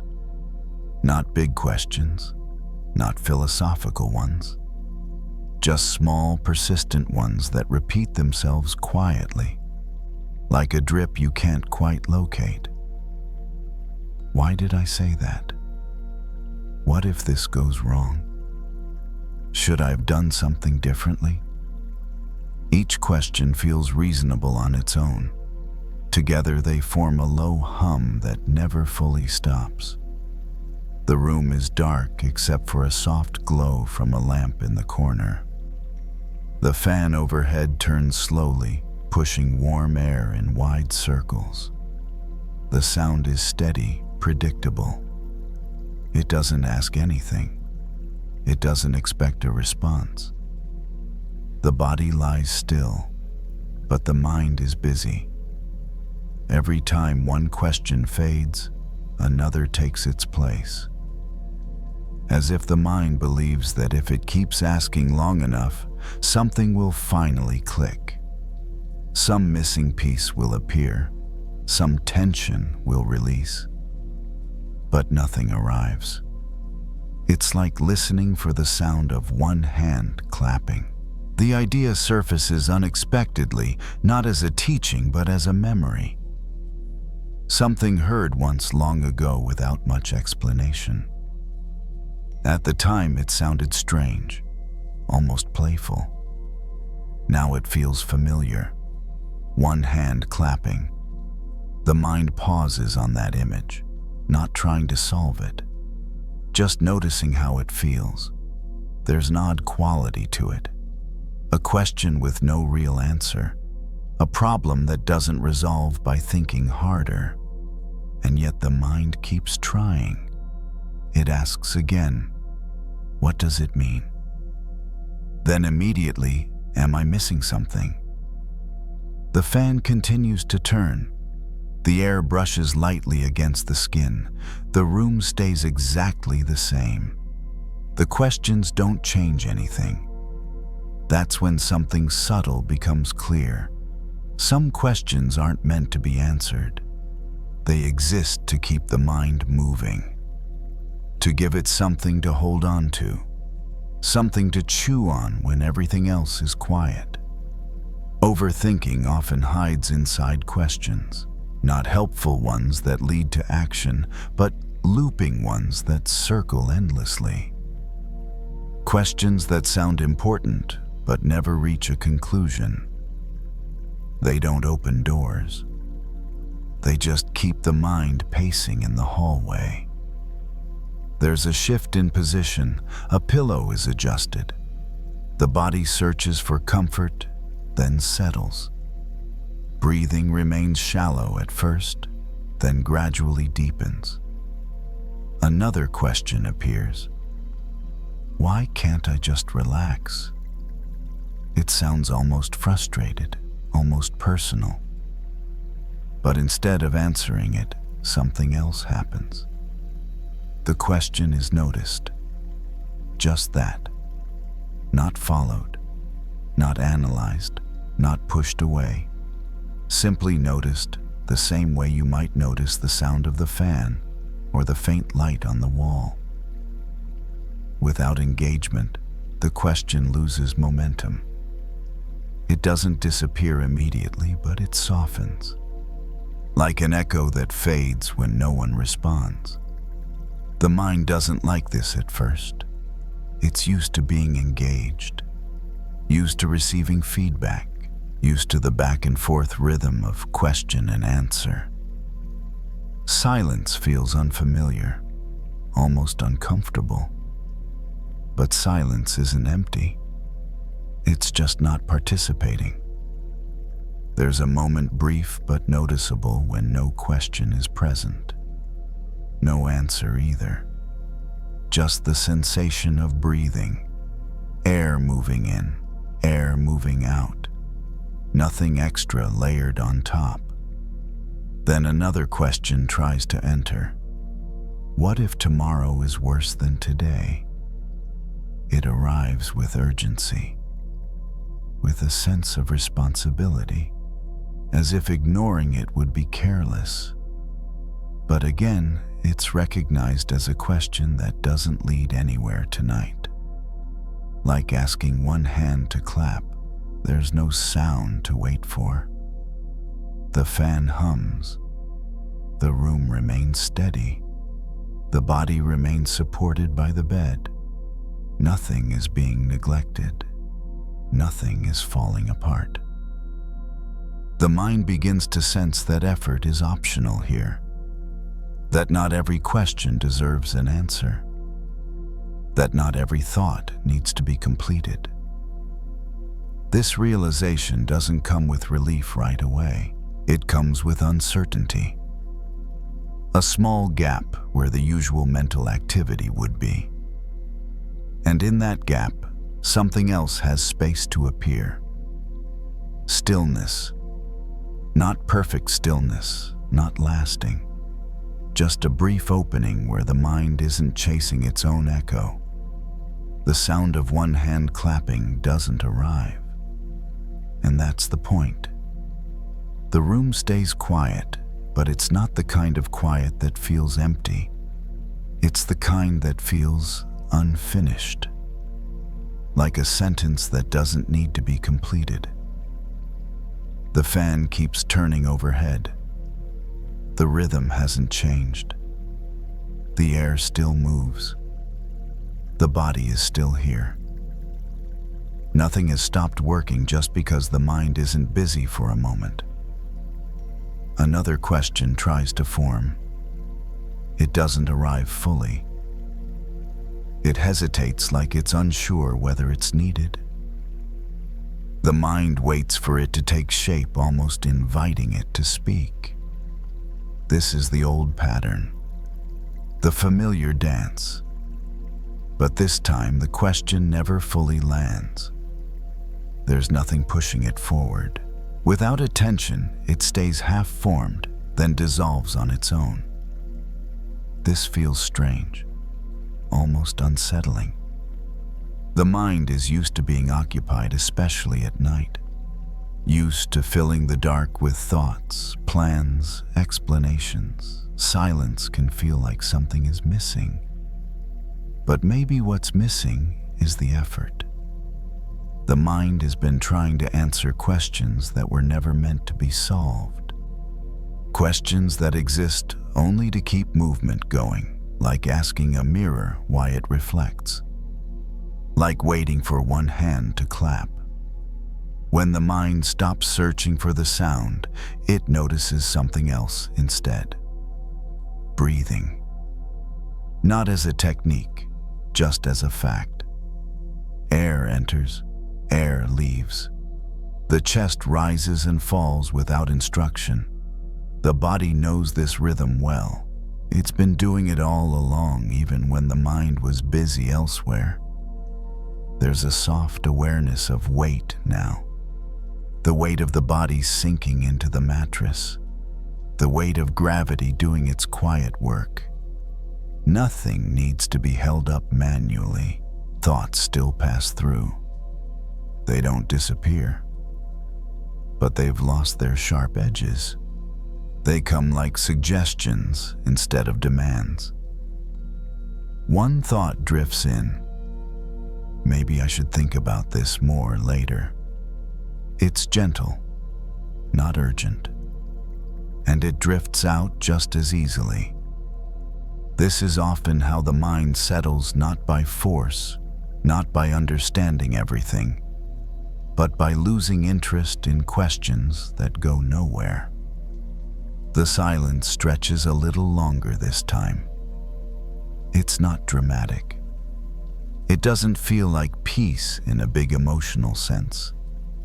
It feels neutral, plain, almost ordinary. And that's what makes it stable. The mind isn't being entertained. It isn't being challenged. It isn't being fed. So it rests. There's no satisfaction of finding the right answer. No sense of achievement. Just the absence of a problem that never needed solving. The sound of one hand clapping never arrives. But neither does disappointment, because nothing was waiting for it. The mind begins to understand, not intellectually, but experientially, some questions are noise. Some searching creates the very tension it's trying to resolve. When the search stops, what remains is simple awareness. Not empty, just unburdened. The fan's hum blends into the background. It's still there, but it no longer stands out. The room feels larger somehow, even though nothing has moved. The mind drifts again, but this time without direction. Not chasing, not avoiding, just floating between moments. If a thought comes, it comes. If it goes, it goes. There's no commentary about it. No question asking why, and in that quiet absence of questioning, something settles naturally. Not forever, not perfectly. Just enough. Enough for this moment. Enough for the mind to stop pacing. Enough for the night to feel less demanding. The sound of one hand clapping is still not heard, and the mind finally doesn't mind.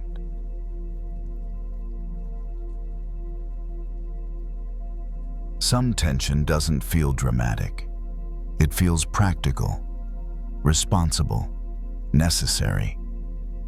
It shows up as a tight jaw while reading emails, a stiff back while standing in line, a quiet belief that if you stay firm enough, focused enough, nothing will fall apart.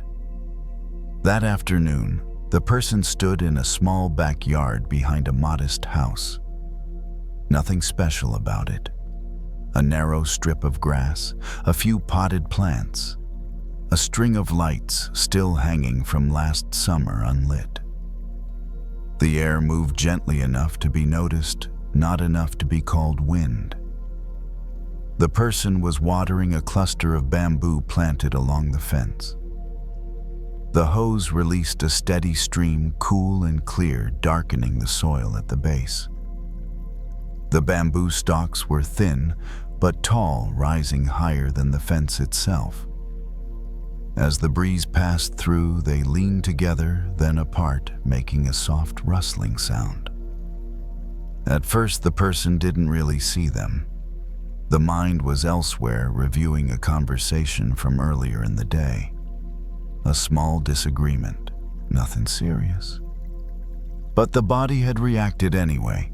Shoulders lifted, breath shortened, thoughts circling around what should have been said differently. Why didn't I explain myself better? What if they misunderstood? I should have pushed back more. The hose slipped slightly in the person's hand, water splashing onto the concrete.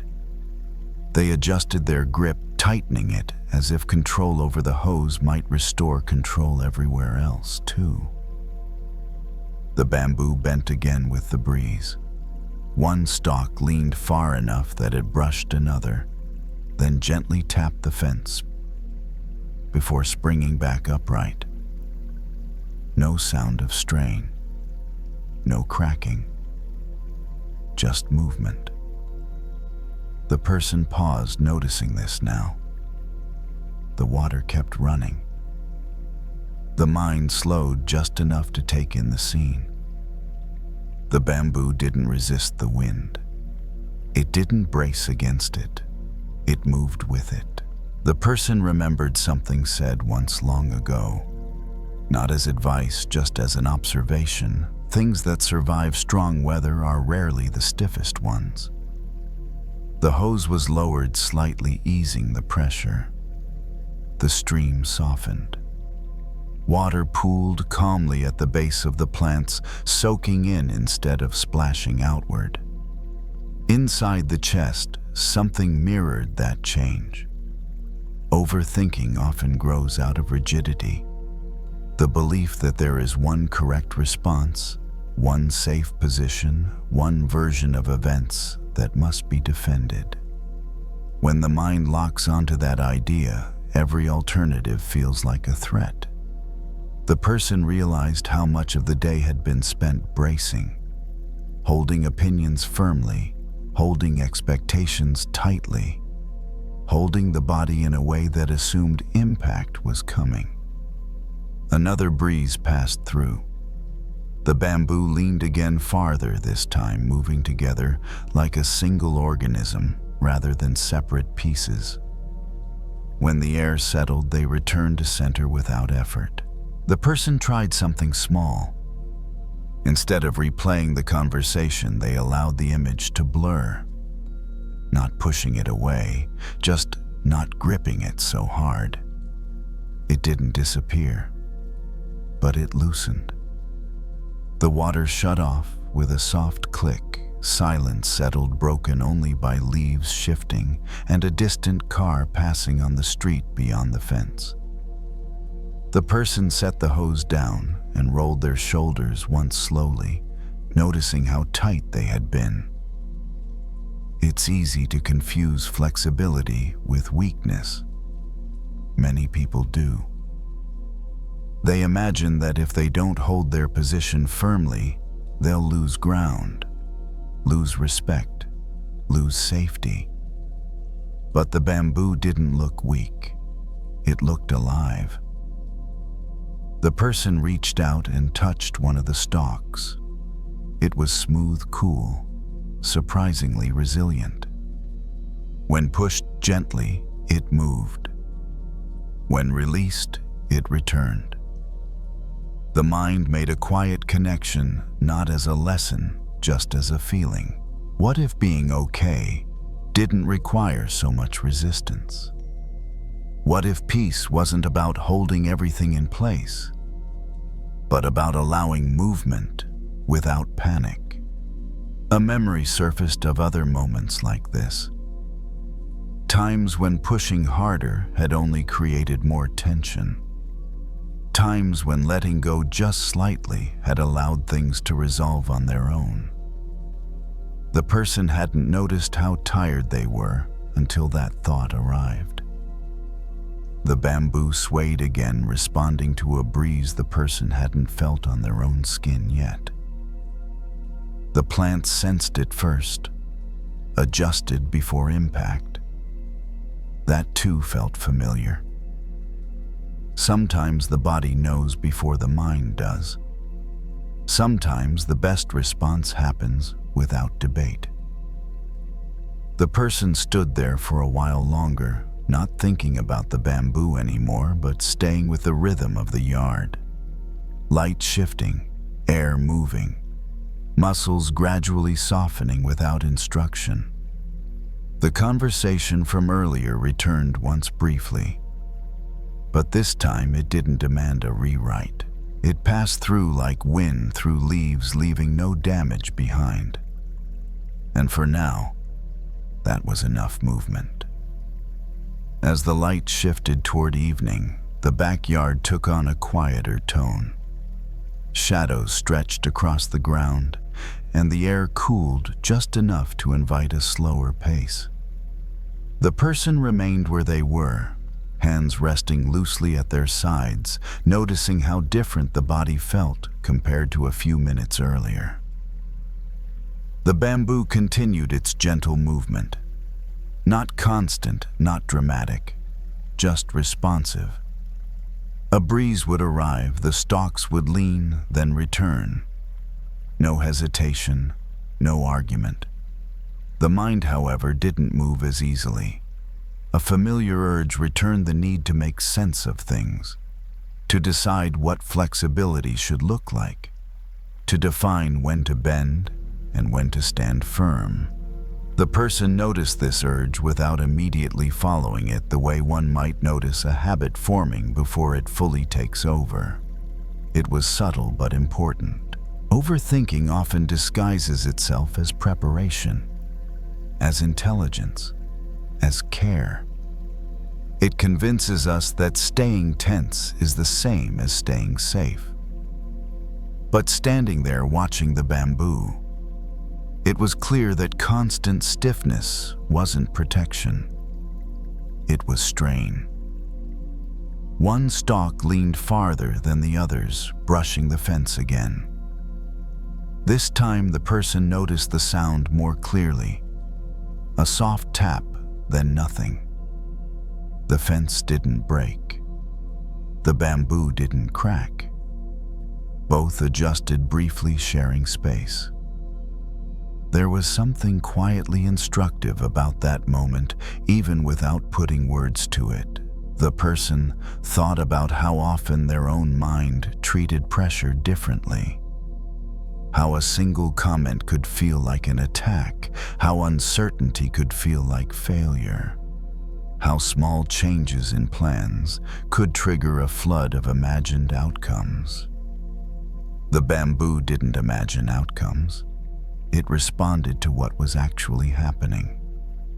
A breeze passed through again, slightly stronger this time.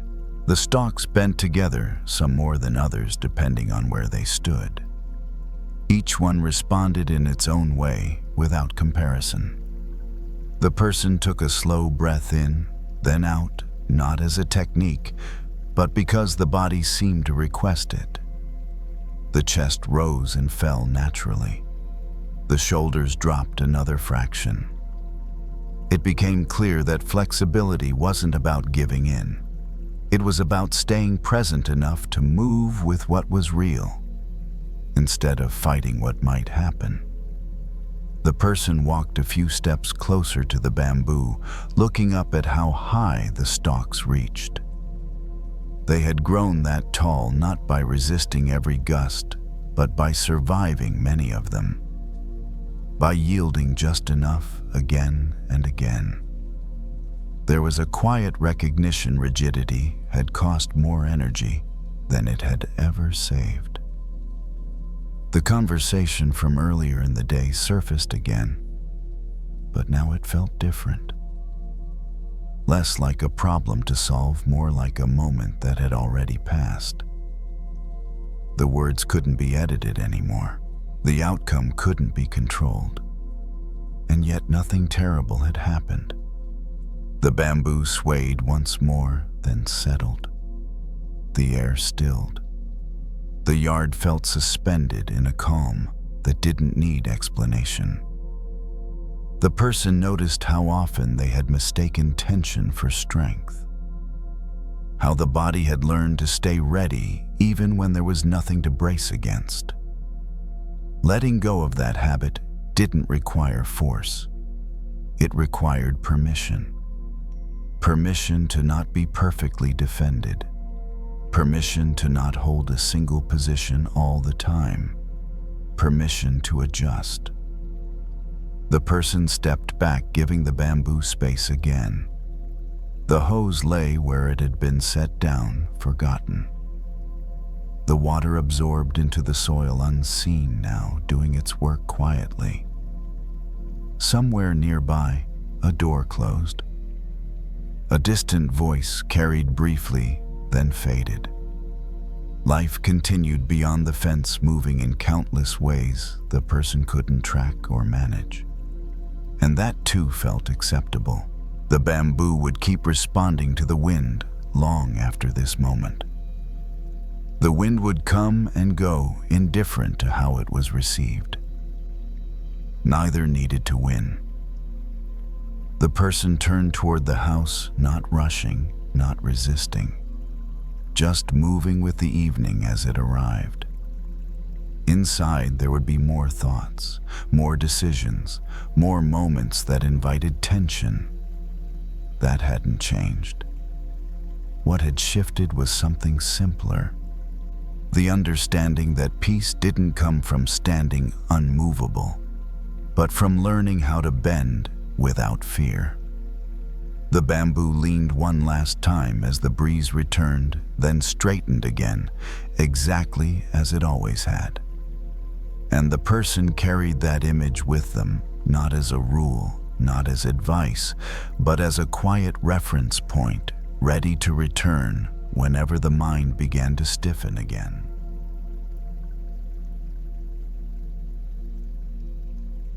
Some fears don't come from falling. They come from staring too long at what might break. Late in the afternoon, the person sat in a parked car engine off, hands resting loosely on the steering wheel. The driveway was quiet. A porch light across the street flicked on as the sky dimmed. Nothing urgent waited inside the house yet. The person hadn't gotten out of the car. The mind was busy. What if things don't hold? What if this support disappears? What if I'm not ready when it does? The thoughts circled around the same idea. Stability. Or rather, the fear of losing it. The person leaned back slightly and looked up through the windshield. A tree stood nearby, its branches reaching out over the street. Near the end of one branch, a small bird perched still and alert. The branch swayed gently with the breeze, bending just enough to be noticed. The bird didn't move. The person watched, attention settling without effort. The branch dipped a little farther, then rose again. The bird adjusted its weight almost imperceptibly, feathers shifting, claws tightening briefly, then relaxing. It stayed. The mind immediately supplied commentary. What if the branch snaps? Why would it trust something so thin? The bird didn't seem concerned. It wasn't testing the branch. It wasn't rehearsing escape. It was simply there, responding to what was actually happening. The person noticed how the body felt while watching.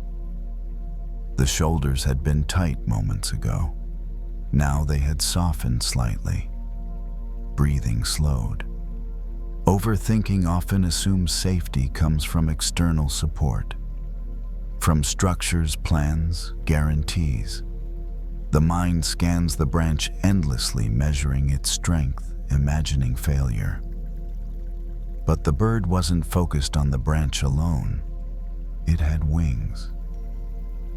That realization didn't arrive as a lesson. It arrived as a quiet observation. The bird's confidence didn't come from believing the branch would never break. It came from knowing what to do if it did.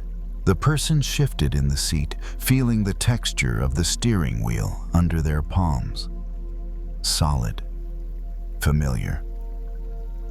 Yet the thought lingered, how often have I been staring at the branch instead of remembering my wings? The bird hopped once, repositioning itself closer to the trunk. The movement was simple, efficient. No panic, no hesitation. The branch swayed again. The bird adapted again. The person's thoughts drifted to earlier worries. Concerns about work, about timing, about whether the current situation would last. The mind had been gripping those questions tightly, as if watching long enough could prevent change. But nothing stays still forever. The bird didn't demand permanence. It didn't expect the branch to be unchanging.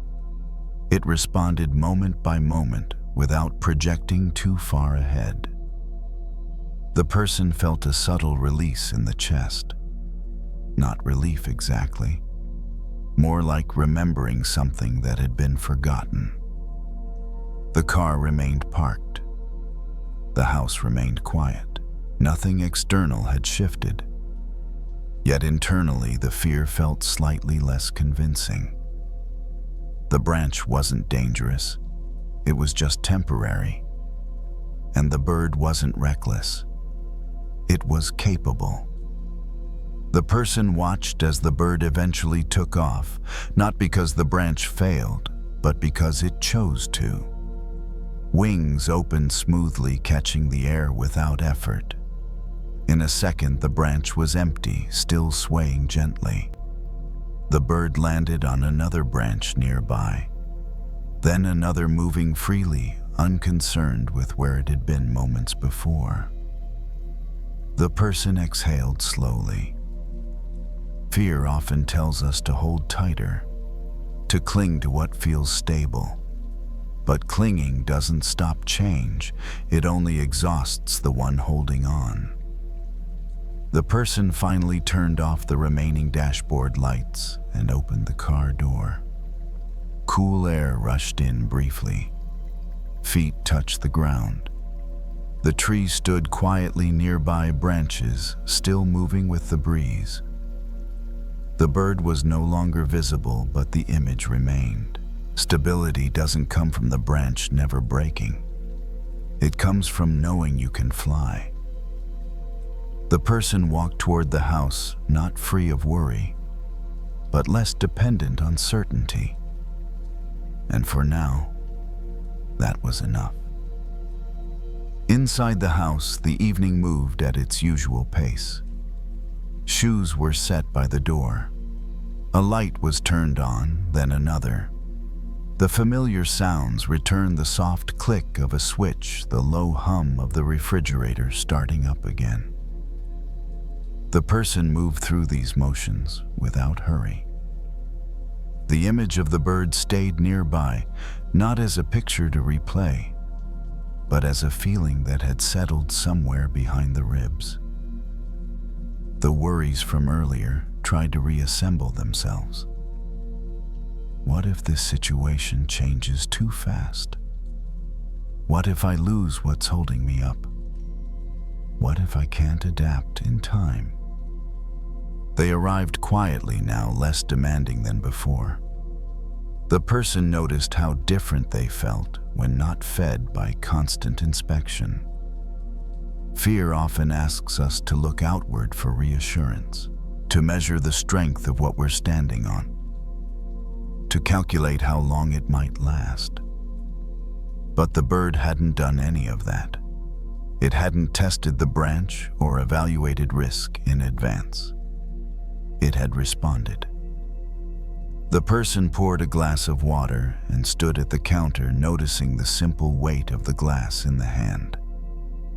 The surface was cool, solid, real. Yet even this, like the branch, was temporary. It could slip. It could break. Life offered no permanent surfaces, and still the body knew how to hold it. That felt familiar.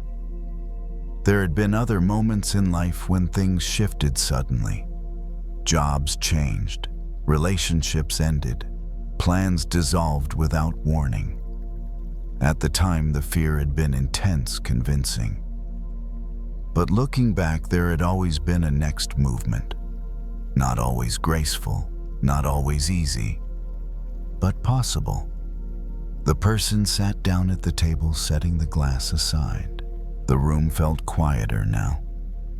Not because worries were gone, but because they were no longer being treated as threats. The mind had spent so much time staring at the branch, checking stability, predicting collapse, that it had forgotten its own capacity to respond. The bird hadn't waited for certainty before trusting the moment. It trusted its ability to move when needed. The person felt a subtle shift in posture, shoulders settling back instead of forward. The chest felt less guarded. Breathing moved lower, slower.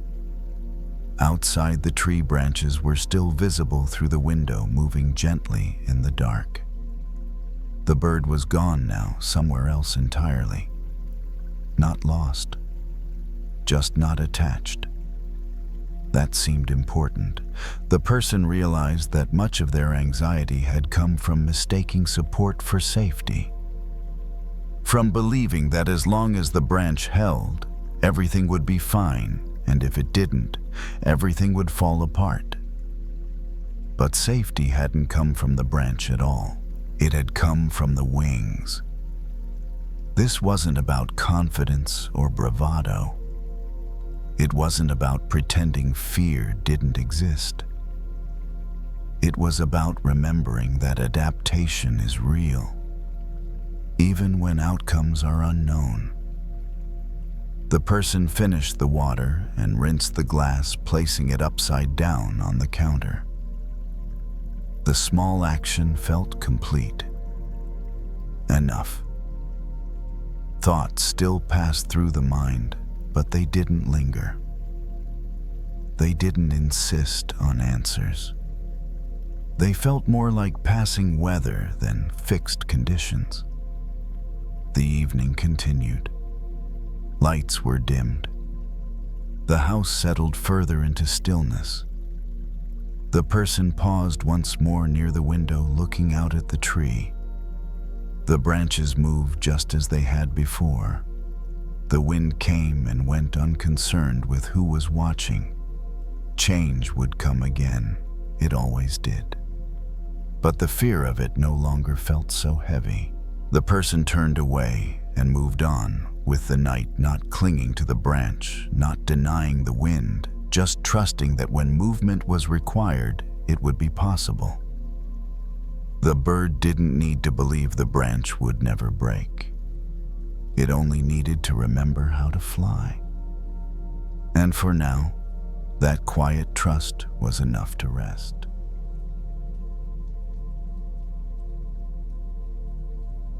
They sit on a metal bench at the edge of a quiet bus station, long after the last announcement has echoed and faded into the ceiling. The place smells faintly of old coffee and rain carried in on jackets. Their shoulders ache in a dull, familiar way. The kind of ache that doesn't surprise them anymore. Because it has been there for so long, it almost feels like part of their posture. The backpack rests on the floor between their feet. It's not large, not obviously overstuffed, but the straps cut into their shoulders as if it carries more than clothes and a phone charger. When they lean forward and lift it slightly, even for a moment, the weight pulls down with quiet insistence, reminding them that everything they've been carrying is still there. They tell themselves this is normal. Everyone who travels long enough learns to live with weight. You adjust. You tighten the straps. You keep going. A bus pulls in somewhere down the platform, its brakes hissing softly, but it isn't theirs. They check the screen anyway, even though they already know the departure time hasn't changed. The waiting gives their mind too much room to wander, and it does exactly what it always does when there's nothing urgent to distract it. It starts listing things that should have gone differently. Conversations replayed with sharper words. Decisions reviewed like receipts pulled from a pocket and smoothed out again and again as if something new might appear on the paper. They imagine future problems too, lining them up neatly, just in case they forget to worry about them later. They shift on the bench, feeling the cold seep through the metal. The backpack leans against their shin now, steady and solid, like proof that they are prepared. That's what they've always believed anyway. If you carry enough, you won't be caught off guard. If you think far enough ahead, nothing will surprise you too badly. They unzip the top pocket to look for their headphones, and the sound of the zipper is louder than expected in the quiet station. Inside, things are packed carefully, each item placed with intention. A folded jacket, a notebook with half-filled pages, a book they keep meaning to finish, receipts they don't need but haven't thrown away yet. They pause, fingers resting on the edge of the open pocket, noticing how full it feels, despite not holding anything essential. For a moment, they just sit there, breathing, listening to the distant hum of traffic outside, and the occasional cough or footstep from someone else waiting. They think about how far they still want to go. Not just tonight, but in general. How many miles they imagine are still ahead of them, and how tired they already feel, even before standing up. Without fully deciding to, they pull the backpack onto their lap and open the main compartment. The fabric makes a soft, tired sound, like it's been opened and closed too many times before. They take things out slowly, setting them beside them on the bench. The extra pair of shoes they packed just in case. A stack of papers they've been carrying from place to place without reading again. A small object they once kept for comfort, even though they can't remember the last time it actually helped. Each item makes a quiet thud as it touches the metal bench. The backpack grows lighter with every movement, though they don't notice it right away. What they notice instead is the hesitation that comes before putting anything down for good. What if they need it later? What if letting go now means being unprepared later? The thoughts rise quickly, almost automatically, like they've been trained to appear. They don't feel dramatic or emotional. They feel practical, responsible, sensible. They hold one item in their hands for a long moment, turning it over, feeling its familiar shape. It represents something they've been holding on to for a long time. Something that once made sense to keep. Back when the road felt less predictable. Back when they believed carrying more would make the journey easier. They place it back in the bag, then pause, then take it out again. This time they don't rush. They notice the tension in their jaw, the way their shoulders are slightly raised, even though they're sitting still. They notice how their breathing has been shallow, like their body expects to have to move at any second. Slowly, they set the item down on the bench beside them, not with drama, not with relief, just with a quiet decision. It stays there unmoving, and nothing bad happens. They let out a breath they didn't realize they were holding. The backpack doesn't look much different, but when they lift it again, the weight has changed. It doesn't pull as hard. The straps feel less sharp against their palms. The difference is subtle, but it's there. They sit back and rest their hands on their thighs, eyes unfocused, letting the moment settle. The station remains the same. The night doesn't shift. The future doesn't suddenly become clear or easy. But something small has loosened. They realize that for a long time, they haven't been asking whether what they carry is still useful. They've only been asking whether it might be needed someday. And that question alone has been enough to keep everything with them mile after mile. The departure board flickers softly overhead. Somewhere a bus door closes. Time continues indifferent and steady, whether they are ready or not. They look down at the items, still resting on the bench beside them. And for the first time, they don't feel the urge to pick them all back up. They don't put everything back into the backpack right away. For a while, they just let the items sit there beside them as if they belong to someone else now. The bench feels less crowded, and so does their body. Their knees are free, their shoulders have dropped a little, and the air around them seems to move more easily. It's strange how quickly the mind wants to step in and explain what just happened. It starts offering reasons, turning a simple moment into a story with meaning and lessons. But they don't follow it this time. They stay with the physical sensation instead, with the way their hands feel warmer now, with the way their breathing has slowed without being told to. They slip the backpack onto one shoulder, then the other. The straps settle without biting into the skin. It still has weight, still feels real, but it no longer demands their full attention. They roll their shoulders once, twice, noticing how the movement feels different than before. As they stand up, the station seems a little larger, or maybe it's just that they're taking it in without rushing. The fluorescent lights hum softly overhead. A janitor pushes a cart down the platform wheels, squeaking in a slow, patient rhythm. Somewhere a phone vibrates briefly, and then goes quiet again. They take a few steps, then stop, turning back to the bench.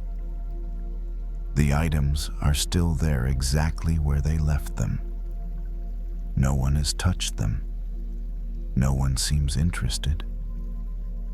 The world hasn't noticed their small act of leaving something behind. That feels important, though they can't quite say why. For so long they've believed that if they don't hold on to everything, something will be lost forever. That memories will fade. That mistakes will repeat themselves. That they'll be caught unprepared when the road bends in an unexpected way. But standing there now, they realize that what they left behind wasn't a memory or a lesson. It was the weight of constantly revisiting it, of carrying it forward, even when it no longer changed anything. They walk toward the platform where their bus will arrive, their footsteps quieter than before. With each step, their mind tries to reach back, to check the past one more time, to scan the future for danger. The habit is still there. It hasn't disappeared. What has changed is how quickly they notice it. When a familiar worry surfaces, they don't argue with it. They don't try to replace it with a better thought. They simply see it like they saw the items on the bench and keep walking. The worry follows for a moment, then falls behind, unable to keep pace. They think about how often they've treated their thoughts like supplies, convinced that every concern might be useful later, that every fear might prevent a mistake. They've packed their mind the same way they packed their bag, filling every empty space until nothing could shift or breathe. But now, with a little room left inside, things move differently. A breeze slips through the station, cool and brief, lifting the edge of their jacket. It doesn't stay, but it doesn't need to. They feel it pass through and go, and something about that feels right. The bus arrives quietly, less dramatic than they expected. Doors open with a soft sigh. A small line forms, people stepping forward with tickets in hand, eyes half-lidded, each carrying their own version of weight. They join the line, not rushing, not checking their phone for the 5th time. The floor vibrates faintly beneath their shoes as the engine idles. The sound is steady, reliable, like a low hum that doesn't ask for attention. As they step onto the bus, they notice how easy it is to lift the backpack into the overhead rack. The movement surprises them. It's not effortless, but it's manageable, and that feels like enough. They take a seat by the window. The glass is cool against their temple as they lean their heads slightly to the side. Outside, the lights blur and stretch, turning the station into a soft pattern of motion and color. Their mind reaches out again, out of habit, searching for something to hold on to. A problem to solve. A plan to rehearse. Finding nothing urgent, it hesitates. In that pause, there is a quiet they don't often allow themselves to feel. Not the quiet of everything being perfect or resolved, but the quiet of not stirring the water just to see what will happen. They don't tell themselves to stop thinking. They don't promise to travel lighter from now on. They don't make a rule out of this moment. They simply sit, feeling the bus begin to move, feeling the road carry them forward, noticing how much easier it is to travel when they're no longer rearranging the weight in their mind every few seconds. The night stretches ahead, open and undecorated. And for once, that doesn't feel like something they need to fix.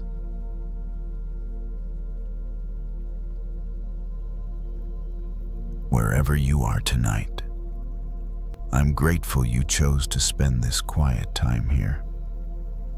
If these stories help you rest, you're welcome to subscribe and return whenever you need a gentle place to land. And now, you don't need to do anything more. Let the night hold what you can't carry. And if sleep comes, let it come.